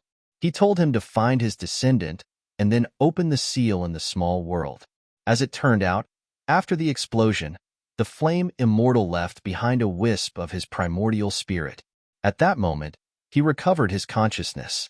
Therefore, at the last moment, he used his primordial spirit to protect Hong Yu's body. The two sunk underground. The flame immortal opened this underground palace. He even set up a blood sacrifice seal for himself. Only his descendant could open the sealed door. He always believed, firmly believed that Qin would come back and bring his child back. But now, 5,000 years had passed. His and Qin-er's child was standing in front of him, but Qin-er couldn't come back anymore. Su-wan and Su-su's expressions kept changing listening to Hong Yu's narration. Looking at Lian, Su-wan thought of her past self. What I can't get, I'll destroy, even if I have to die together with him. At that time, Su-wan always thought that love was possession. Only by possessing and holding on tightly would it be the most real. But now, Su-wan taught her that loving someone could be silently sacrificed without asking for anything in return, giving without complaint or regret, endless tolerance and understanding. This was true love. Su-Qin met Lian and fell in love with him, sacrificing everything for him. Was it worth it? Mother's soul dried up in order to give birth to me, so she died. Su-su suddenly took a step forward and looked at Lian. She must have left because she knew she didn't have long to live. She didn't want you to be sad, so she left. Though his emotions and desires were sealed, Su-su could faintly guess his mother's thoughts. This was a pure woman's most sincere wish. She hoped that the person she loved could continue living happily. Even if he hated her, at least he could live happily. Qin-er, hearing Su-su's words, Lian immediately understood Su-Qin's thoughts that day. Unfortunately, it was too late. Qin-er. Lian looked at the golden bracelet in his hand, his gaze filled with pain. Qin-er, don't worry. I've already seen Su-er. He's great. I'll remove the seal for him. I'll make him happy. Lian's gaze turned complicated. He looked deeply at Su-wan. You're Su's sweetheart? Su-wan froze hearing Lian's words. Not her. Su-su took a step back, faintly protecting Su-wan behind him. She's just my friend. Heh. Lian smiled. Sir, what are you nervous about? Your emotions and desires have been sealed, but you're still on this little demon side. This means that she's in your heart, unforgettable. Unforgettable. Su-su was in a daze. Su-wan's expression also changed. She didn't want to believe it, but she knew that Lian was right. Su-su treated her differently compared to other people. She should have known from the time he reached out to her. But at that time, Su-wan didn't understand love at all. Her hatred for Su-su blinded her eyes, causing the two to miss each other. But in love, once they missed each other, it would be for a lifetime. Since you two like each other, you can give this bracelet to her. I can also make a set of magic weapons for her as a congratulatory gift. Seeing that Su-su and Su-wan were silent, Lian smiled and tossed the golden bracelet into Su-wan's hands. I can't take it. Su-wan pushed the bracelet into Su-su's hands. Su-su, I can't take it. You know that. Amen. Su-su smiled and clenched his hands. He knew that she didn't love him anymore. He knew this a long time ago. Girl, what did you say? Lian's expression darkened, seeing that Su-wan rejected Su-su. You don't like Su-er? I already have someone I love. Su-su is great. Really, I used to. Su-wan smiled bitterly. We're fated but not fated. Love can't be forced. Senior, do you still not understand? Lian, who had an extreme temperament, heard the news of his wife's death and then saw Su-wan refuse to be with his son. His aura immediately became irritable. Be with Su-er or die. Choose for yourself. Saying this, the flame immortal turned into a red afterimage and charged at Su-wan. Careful. Su-su subconsciously wanted to stop him, but he was frozen in place by the flame immortal's space-time laws. Time stopped. At this moment, only the flame immortal could move freely in the underground palace. Seeing that his hand was about to grab Su-wan's neck, a silver light suddenly pierced through the air. This is... The flame immortal paused, looking at the white figure floating over in shock. Other than the owner of the domain, only one race could ignore the time laws and move freely in the domain.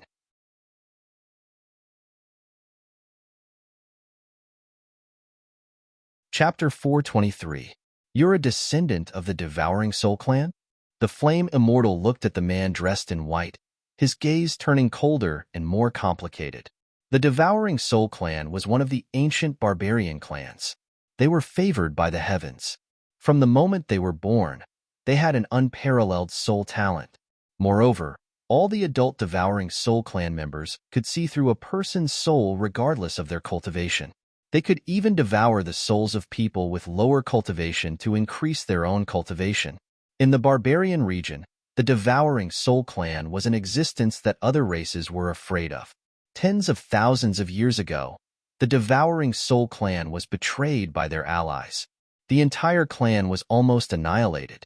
The descendants of the Devouring Soul clan, who managed to escape death, stepped into the void and came to Tsangyue mainland, living incognito. Later, the cultivators of Tsangyue mainland discovered the Devouring Soul clan's traces. They started a crazy hunt.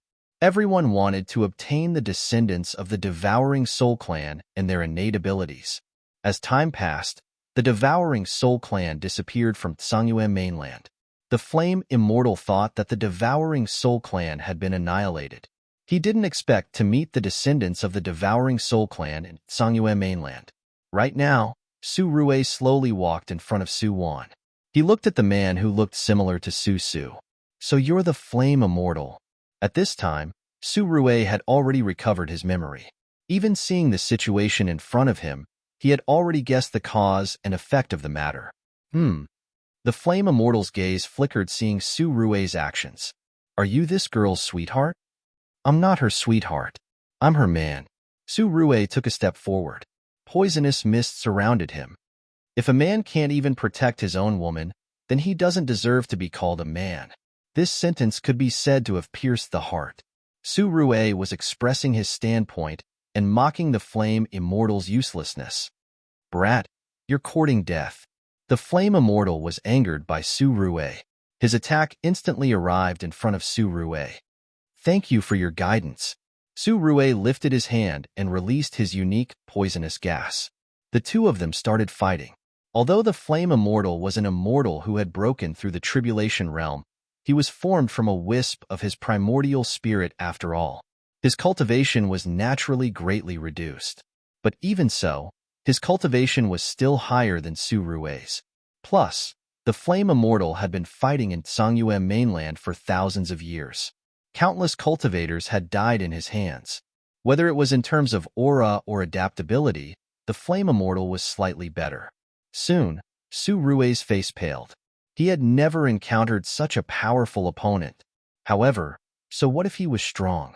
Facing the Flame Immortal's aggressive attacks, Su Rue didn't retreat but advanced instead. He crazily used his spiritual qi. Kid, you're not bad. Unfortunately, you're no match for me. The Flame Immortal looked at Su Rue in admiration. I admire you. As long as you're willing to leave, I'll let you go. I'll even help you keep your identity a secret. No need. Su Rue stood up and wiped the blood from his lips. I've said it before. I can protect my woman, not to mention Senior Immortal. Even if the Heavenly Tao wants to snatch her from my hands, I will also slay the Heavenly Tao. Saying this, Su Rue's long hair started fluttering. Just like Xin Yuanshi, his black hair instantly turned silver. This was, are you crazy? Feeling Su Rue's spiritual power and cultivation increasing rapidly, the Flame Immortal's expression couldn't help but change. You're overdrafting your soul power. So what if you defeat me today? If you die here, this girl will become someone else's. Even if I die, I will protect my woman. Furthermore, she is my woman. I believe in her. Even if I were to die, she would still find a way to find me. Death was never the end. Love would never disappear because of death. Even in death, love couldn't be broken. The Flame Immortal froze. Su Qin's words flashed through his mind. Su Qin's words from many years ago suddenly flashed through his mind. Lion, if I disappear one day, will you look for me? Search one world after another.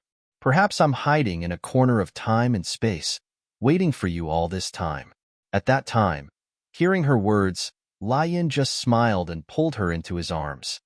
How could you disappear? I won't let you disappear from my life unless I die. Her words were still ringing in his ears. Actually, Su Qin had thought about the future and her separation with Lai Yan. After all, she had always been a mission enforcer in the lost time space. But at the time, Lai Yan didn't understand Su Qin's words. Even after Su Qin left with Qiyu, he didn't understand his lover's heart. But now, hearing Su Rui's words, Lai Yan suddenly understood. In the blink of an eye, all the red lotuses on the ground withered, and the originally still time began to flow again. Su Rui. Su Wan immediately pounced on Su Rui. She lifted her hand and imbued her spiritual power into Su Rui's body. Seeing her anxious red eyes, Su Rui couldn't help but smile. Wife, don't be nervous. The devouring Soul Clan's soul power is really strong. Plus, I can devour other people's souls to make up for my shortcomings. So, don't worry. Be good. You. Seeing that Su Rui was smiling so happily, Su Wan bit his shoulder anxiously and angrily. Don't mess around in the future, okay? Oh, I know. Su Rui nodded at Su Wan. But whether or not General Su listened to his wife's words, this really needed to be investigated. Though he knew that it didn't matter even if he died in this world as long as he could protect his soul, Su Rui still used the most intense method to protect Su Wan. No choice. He couldn't help it. Qiner, it's my fault. I was wrong. The flame immortal's body started to fade. His primordial spirit's power was slowly dissipating. Qiner, where are you? I'll go find you. Okay? As the saying goes, it's enough to hear the truth in the morning and die in the evening. In the moment of enlightenment, the flame immortal let go of everything and saw through life and death. Death wasn't the end. Therefore, Qiner, I will find you. I will. Seeing the flame immortal's figure gradually disappear, Su Wan and Su Rui sighed. Back then, they had even discussed about Su Qin. Back then, who would have thought that they would enter this world today? Not only did they learn the truth from back then, but they also personally saw the flame immortal disappear. Of course, Su Su surprised Su Rui the most. He didn't expect Su Su to be that child master. Bai Yi had a sorrowful look on his face as he watched the red dots of light dissipate. Bai Yi, the flame immortal, went to find Sister Qin. He will find her. He definitely will. Hong Yu held her husband's hand tightly. Bai Yi, let's leave too. Take me to see little Plum Blossom. I miss her. Okay. Bai Yi nodded. Young master, Xiao Shi, we'll be leaving first. This small world would only open its door after 2 months. But to Bai Yi, as long as he wanted to leave, he would have a way. They've all left. What about you? Su Su turned slightly to look at the girl in black next to him. Xin Yuanshi looked up at Su Su with her clear eyes. Wherever you are, I'll be there. Hearing her words, Su Su smiled. All right, if you like it, then follow me. But I really can't give you anything. It's okay. Xin Yuanshi looked at Su Su and then at the affectionate Su Wan and Su Rui. She was envious of the two. Young master, you're actually really lonely, right? But don't be sad. From now on, you won't be lonely anymore. Xiao Shi will accompany you forever.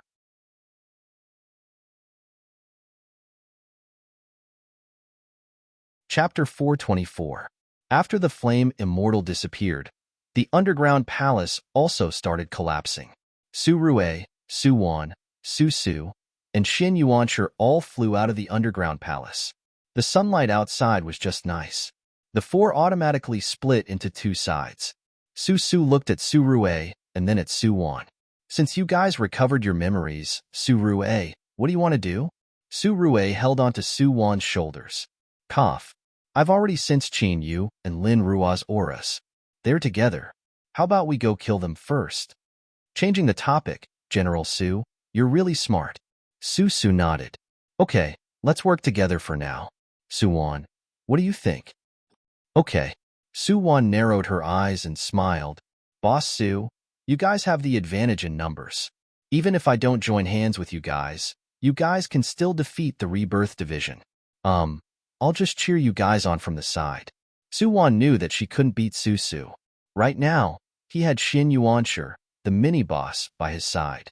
Plus, the Demon Emperor, Bai Yi, could come as reinforcements at any time.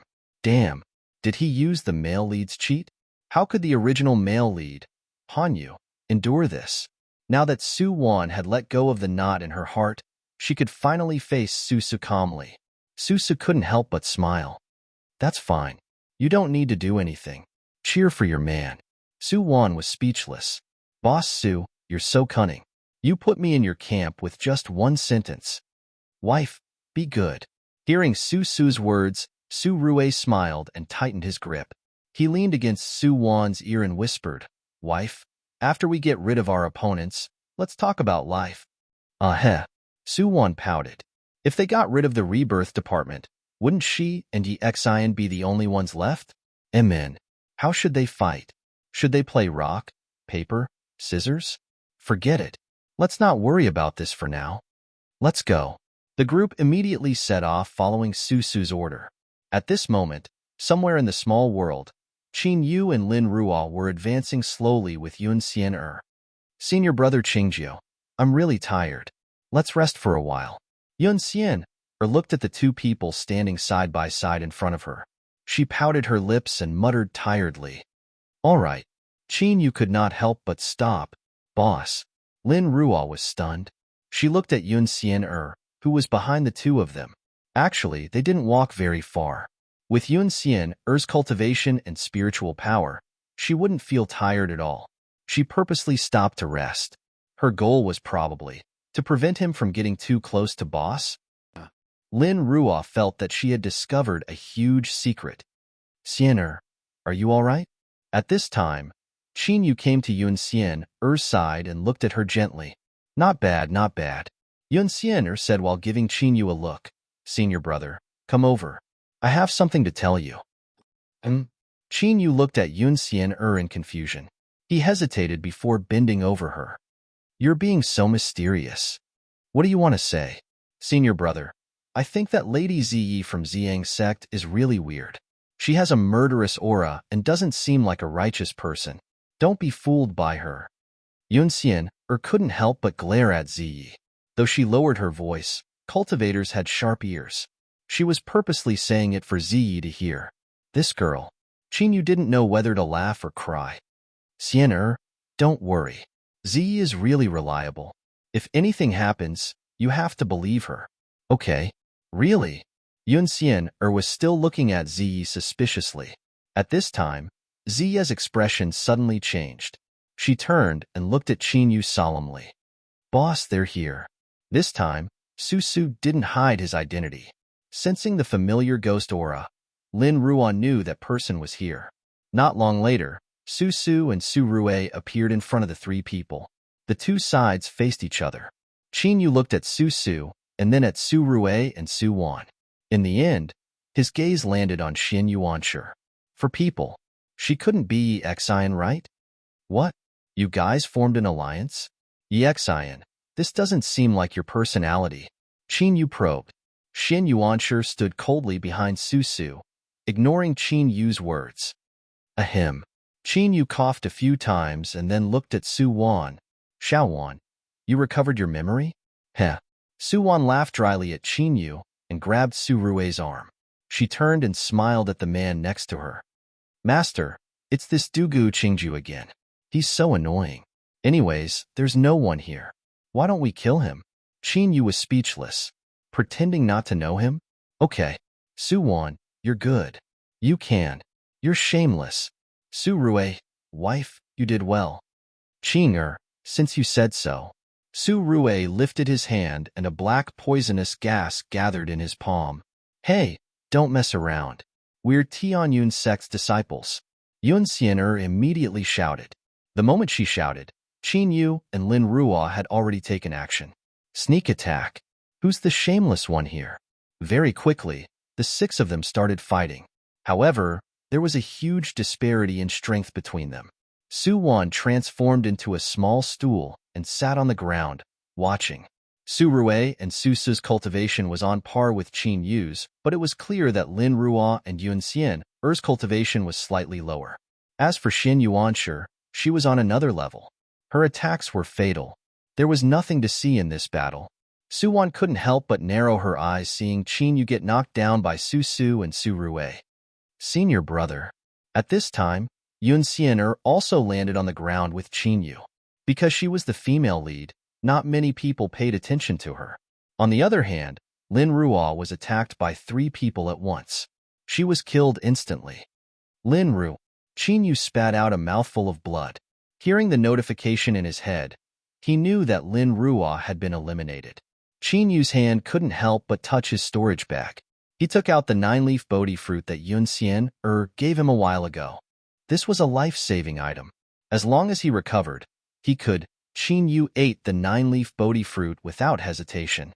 Then, he took out a scroll from his bosom with a smile. This was a fixed teleportation scroll. It was a magic artifact that could teleport people back to Tianyun sect from the small world. His master had specially given this to him before he came here. 3 days ago, Heavenly Z had successfully cultivated his heavenly plan to the highest level. He finally figured out that the 2 people in chaos were Yi Cheng and Master Emo, the descendant of the Flame Immortal and the Spirit-Devouring clan. No matter which one of them it was, once their identities were known, it would definitely cause a bloodbath on the mainland. It might even attract forces from other regions to join in. For the people of Tsangyue mainland, Heavenly Z had contacted the sect leaders and elders of other sections. He planned on using his entire cultivation to coordinate with Dugu Qingjiu and get rid of the 2 together. After eating the 9-leaf Bodhi fruit, Qinyu slowly stood up. He lifted his hand and crushed the communication jade talisman Heavenly Z gave him. This was a signal to the outside world. Xian'er, prepare the scroll. Let's... Before he could finish, Qinyu suddenly spat out a mouthful of blood. Then his face turned incomparably pale. This was, I'm spitting blood. Right at this time, Su Wan, who was watching from afar, suddenly appeared in front of Qinyu in a flash and easily snatched the scroll from Qinyu's hand. This is a good thing, You guys. Qinyu's gaze changed and he looked at Yun Xian'er. Yi Xian. Oh. Yun Xian'er blinked and opened the scroll in her hand. Senior brother, rest in peace. Yun Xian'er was Yi Xian. What was character? She found out that she was one of the female leads of this world, right after entering the mission. This was character.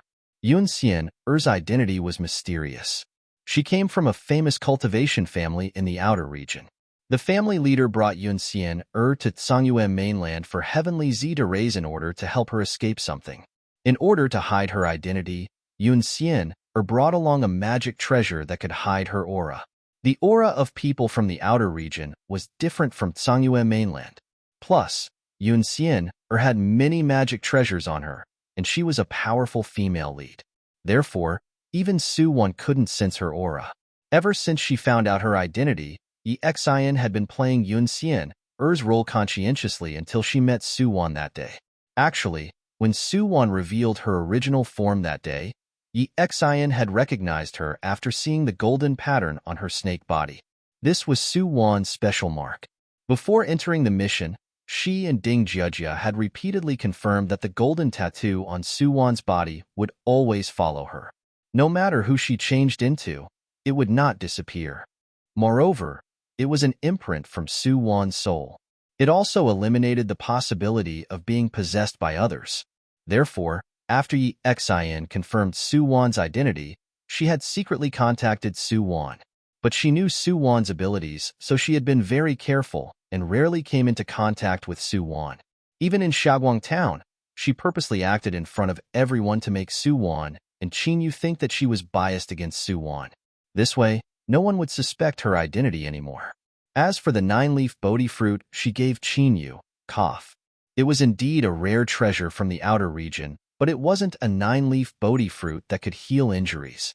It was a deadly poisonous fruit. Sigh. Life was like a play. It all depended on acting skills. Yi Xian, Su Wan? At this time, Su Su and Su Rue flew down from the sky. Yi Xian had already opened her location scroll. Sorry, see you when we get back.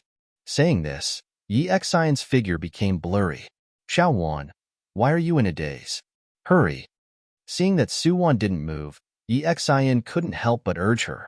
At this time, the entire small world was starting to crumble.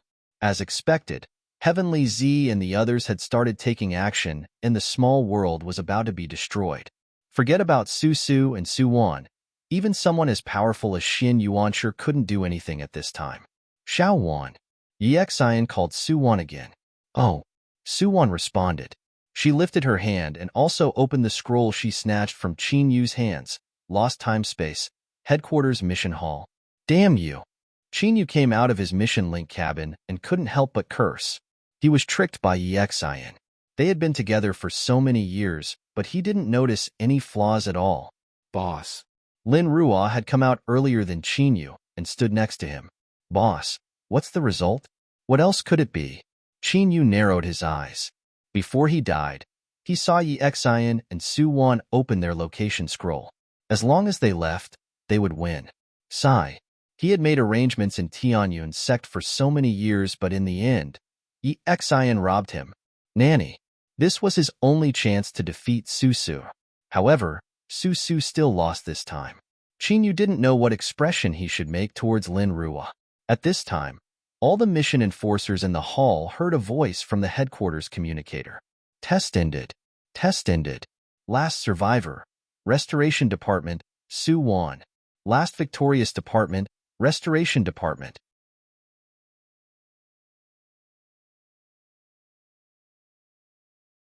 Chapter 425. The voice announcing the Restoration Department's victory continued to echo in the hall. What's going on? Qin Yu froze and subconsciously glanced at the connecting cabin between the Restoration Department and the Destruction Department. Su Wan and Su Su just happened to come out of the connecting cabin, and the two bumped into each other. Su Wan smiled at Su Su. Congratulations. Same. Su Su nodded at Su Wan. He didn't need to say anything. Qin Yu was speechless. Nanny, what are you guys doing with such chemistry? At this time, the Destruction Department's last cabin door also opened. Yi Xian walked out indifferently. Leader, Su Wan took a step forward and looked at Yi Xian, wanting to say something but hesitating. It's fine. Yi Xian shook her head, thinking of what Su Rue had said to her before she died. Yi Xian smiled in relief. Congratulations to you guys. Thank you. Su Wan smiled and nodded. In the mission world, she didn't use the teleportation wheel herself after opening it. Instead, she tossed it to Su Rue. At that moment, Su Wan didn't say anything. Su Rue just smiled at her silently. There was no need for words between the two of them. Seeing Yi Xian and Su Rue's figures disappear, Su Su couldn't help but say to Su Wan faintly, I'm suddenly a bit jealous of you guys. That's a good thing. At least you learned another emotion. Su Wan winked at Su Su, and then looked at Xin Yuanshi, who was still following Su Su closely. Su Su, we're going back. Xiao Shi, what should we do? Young master, don't leave me behind. Xin Yuanshi heard their conversation and knew that they were going back to that strange world. She couldn't help but grab Su Su's hand tightly in her panic. The young girl's hand was strangely cold. Su Su looked at the person beside him. Xiao Shi, if you go back with me, you'll be bound to the lost time space and become a mission enforcer. Are you really willing? I am. Seeing Xin Yuanshi's determined expression, Su Su nodded. Okay, I'll take you back, but we're in the trial hall right now. If you go back with me, you'll be teleported to the Restoration Department. You have to wait for me there, and don't leave, okay? Yes. Hearing Su Su's words, Xin Yuanshi nodded like a chick pecking at rice. She didn't know what the lost time space was, nor did she know what Su Su was talking about. However, these weren't important. The important thing was that he was willing to take her away. From then on, to the ends of the earth. A moment later, the small world completely collapsed, and the souls of the three people disappeared. At this time, Yi Xian returned to the Tianyun sect. Before she could react, Su Rue's figure had already followed her. It had to be said that Su Rue's movements were really too fast. So fast that Yi Xian didn't have any chance to counterattack. One-hit kill. What was the meaning of the mantis stalking the cicada unaware of the oriole behind? Yi Xian finally saw it today. Su Wan, you're really something. Yi Xian, thank you for your help. Su Rue's cold voice rang in Yi Xian's ears. Before she completely lost consciousness, Yi Xian finally understood the meaning of Su Rue's words. Su Wan, you're so blessed. You and Su Rue really make people envious. Many people spend their entire lives searching for a partner, but they still can't find a partner that they can devote their whole heart and soul to. But Su Wan was able to meet Su Rue in the vast sea of people. Wasn't this also a type of heaven-defying luck? After the trial ended, the people from each department naturally went back to their own homes. After everyone left the headquarters, Su went to the top floor of the headquarters alone. That was the big boss room. "You're back." Hearing Su's footsteps, the man in the room quietly turned around. It was Chiyu. It was clearly that familiar face, but at this moment, the pressure and aura on his body caused people to shrink back. "You know everything?" Chiyu took a step forward and looked at Su's eyes with a dignified gaze. "Do you need me to remove the seal for you?" Chiyu saw everything that happened in the trial world. Back then, he did seal Su's emotions and desires in a fit of anger because of Su Qin's death. This wasn't taking it out on him, but loving the house and its crow. In the past, Su Qin was the most outstanding female mission enforcer in the lost time space, but the word love ruined her entire life. Chiyu looked down on the flame. He felt that he wasn't worthy of Qin-er. Qin-er died. She died because of that so-called love. In order to prevent the same thing from happening again, Chiyu sealed Su's emotions and desires. Without love, there wouldn't be pain. Without love, there wouldn't be pain. Yes, Chiyu had always thought this way. But after seeing Su's performance in the trial and seeing their relationship, not only did the Flame Immortal understand, but Chiyu was also moved. So the purest feelings in the world were trust and companionship. No matter what happens, no matter what you become, I'll never leave you. Seeing Su again, Chiyu felt a bit guilty. If he didn't seal Su's emotions back then, he wouldn't have missed out on Su Wan. Remove the seal? Su froze hearing Chiyu's words and then smiled. "I don't need you to remove the seal. I'm fine like this." "Ah, Su." Chiyu looked at Su strangely. "Don't you think it's a pity? Don't you want to have normal feelings like others?" Pity. Su lowered his eyes and subconsciously thought back to the scene that left a deep impression in his memory. In the flames that filled the sky, Su Wan wore a thin white dress and stood in front of him. How could he not feel pity? That might be his biggest regret in life. If time could go back and everything could start again. Su's gaze flickered, then he raised his head and smiled at Chiyu. "I will think of a way to make up for the regrets in my heart.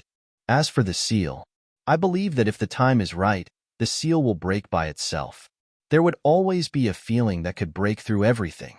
Lost time space, Destruction Department. More than half a month had passed since the trial ended. Right now, Ding Jujia, who had been promoted to the number 2 of the Destruction Department, was standing in the number 2 room looking at the connecting cabin in front of her. For the first time, her exquisite and beautiful lowly face revealed a reluctant expression. "Su Wan, you're so heartless. You didn't even tell me when you left. I'm unhappy. I'm a little emotional. I miss you." Needless to say, Ding Jujia and Su Wan had been together for a long time in the Endless Abyss. They had become good friends. Now that Su Wan used all her points to exchange for her freedom, Ding Jujia was happy for her but also a bit disappointed. "Su Wan, your General Su is good in every way. He's handsome, has a good figure, and his martial arts are great too. But you're just stubborn. You actually gave up a huge forest for a towering tree. Sigh. Forget it. I'm going to do my mission. I'll help you see all the handsome men in the world." MN. Lost Time Space, Restoration Department. Su Wan's departure and Chiyu's disappearance made the Destruction Department quiet down. Thankfully, with the addition of Xin Yuanshi, this powerful newcomer, the male colleagues in the department were naturally very passionate towards this cold and beautiful girl. Unfortunately, this girl only talked to Boss Su. In her eyes, everyone else was just a moving specimen. "Young Master." Today, Xin Yuanshi came out of the mission world and reported to Su's office as usual. She saw that Su was arranging some virtual models of the world. "Young Master, what do you want to do?" Xin Yuanshi looked at Su confusedly and asked curiously. "I want to rebuild a plane that had collapsed." Nostalgia flickered through Su's eyes. That world had collapsed and dissipated into thousands of planes. All he could do was restore that world in the virtual world and restore everything there. The most illusory reality. That might be the only chance he had to make up for his regret in this lifetime. Young master, do you need my help? Seeing Su Su's serious expression, Xin Yuanshi immediately asked sincerely. Hearing her words, Su Su shook his head. Xiao sure, go rest. Oh right. Don't always call me young master in the future. Just call me by my name. Xin Yuanshi's gaze dimmed, but she still lifted her head and smiled at him. I'll just call you young master. In this lifetime, this was the only way to prove that you were still alive in my life. A certain high-tech time-space, Huaxia, Yinjing. Stepping onto this land again, Su Wan and Su Rue were really excited. They hadn't left for long, but according to the time ratio between the lost time-space and this world, 20 years had passed in this world. Wife, guess what Su Su and Ling Li's expressions will be like when they see us? Hearing Su Rue's words, Su Wan couldn't help but ponder. Su Rue's appearance hadn't changed, and Su Wan had now restored her original appearance. She was using her real body. She really couldn't be sure if she would be recognized. The two arrived at the center of Yinjing. This place had changed a lot from their memories. The technology of this era was changing with each passing day. Robots had become legal citizens of this world. They could go to school, work, fall in love, get married, and even have children like ordinary people. It seemed like Ling Li had managed the robot business that Su Rue left for him really well. Mr. Su, Mrs. Su, right? Su Wan and Su Rue were sighing when a hover car suddenly stopped beside the two of them. A housekeeper-looking robot respectfully asked the two of them a question. We are. You are. Hello, sir and madam. Madam told me to bring you home. The housekeeper robot turned on its smart screen and Su Xiaosu's young and beautiful face appeared on the screen. Father. Mother. Su Xiaosu exclaimed excitedly seeing Su Wan and Su Rue. Although Su Wan had changed her appearance, Su Xiaosu knew that the only woman who could stand next to her father and stand shoulder to shoulder with him was her mother, Su Wan. Su Wan and Su Rue were really excited seeing Su Xiaosu's face. That's great. You guys are finally back. I've been waiting for you guys all these years. Hurry up and come back.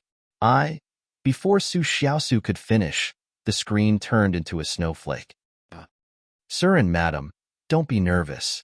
The housekeeper robot, who was already familiar with this situation, smiled indifferently. Young miss must be naughty and purposely cut off young madam's communication signal. Sigh, this is the 4th time this week. Young madam has short-circuited a few times already. Su Rue and Su Wan were speechless. Young miss? Su Su and Ling Li's daughter? Damn, what kind of little devil did they give birth to? Su Wan and Su Rue felt sad knowing that they were promoted to be called grandfather and grandmother. Yinjing, Du family's old residence. Su Xiaosu was emitting smoke. Don't be nervous. She wasn't on fire. She was fuming with anger. Ling Isu, stand still and don't move. A certain lowly, stand still and don't move? Do you think I'm a 3-year-old child? I'm clearly 6 years old. Father, father. The little lowly eagerly rushed into Ling Li's arms. Although Ling Li was in his early 30s, he was still very young and handsome. He opened his arms and hugged his little baby. Ling Li looked down at his daughter. Isu, you made mother angry again. Didn't father tell you not to interfere with mother's communication signal? She'll short-circuit. Oh. Ling Isu blinked. Father, when did you tell me? You clearly said that you liked it when mother short-circuited the most. That way, you can do whatever you want. Ling Li was speechless. Whose brat was this? Su Xiaosu. Ling Li. Ling Li, cough. Su, look. The satellite signal captured father and mother's figures. They're really back. Let's go to the gate to welcome them. At this time, the scene of Su Wan and Su Rue in the car was being projected on the wide electronic screen in Du family's old residence. As expected, Su Xiaosu's attention was diverted hearing Ling Li's words. Ling Li knew that Su Xiaosu had a knot in her heart all these years. After Su Rue and Su Wan came back, that knot was easily resolved. But father-in-law and mother-in-law looked younger than her. Thinking about it, it was quite worrisome. What a strange family. But wasn't it also a happy and harmonious life that made others envious? 20 years had passed, but the Du family's old residence still maintained its original appearance. These years, Lingli and Su Xiaosu would regularly find people to paint and maintain it. Everything in the house was still the same, especially Su Wan and Su Rui's room. It was clean every day. Su Xiaosu still remembered the words they left before they left. One day, they will come back. In this world, everyone will lie to you but your lover. Your parents, they won't. The luxurious hover car steadily stopped in front of the Du family's old residence. Su Wan and Su Rui got off the car one after the other. Right now, Lingli and Su Xiaosu brought their baby daughter and stood at the gate with a joyful expression. We're home. Su Rui turned his head and smiled at Su Wan. In this world, there's a place that you'll always miss. We call it home. A real home. There's a lover, family, and everyone you miss. Amen. Finally, we're home. Su Wan forcefully held Su Rui's hand. Su Rui, thank you. Thank you for loving me. Thank you for giving me a complete home. Welcome home. At this time, the family of three at the door also smiled and shouted. They had been waiting for this reunion for too long. You're tuning in to the Romance Rendezvous YouTube channel. We're so grateful for your support, and don't forget to subscribe to join us on this incredible journey through captivating stories.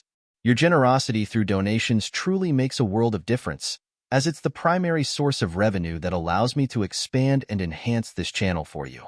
Thank you from the bottom of my heart for being a part of this adventure.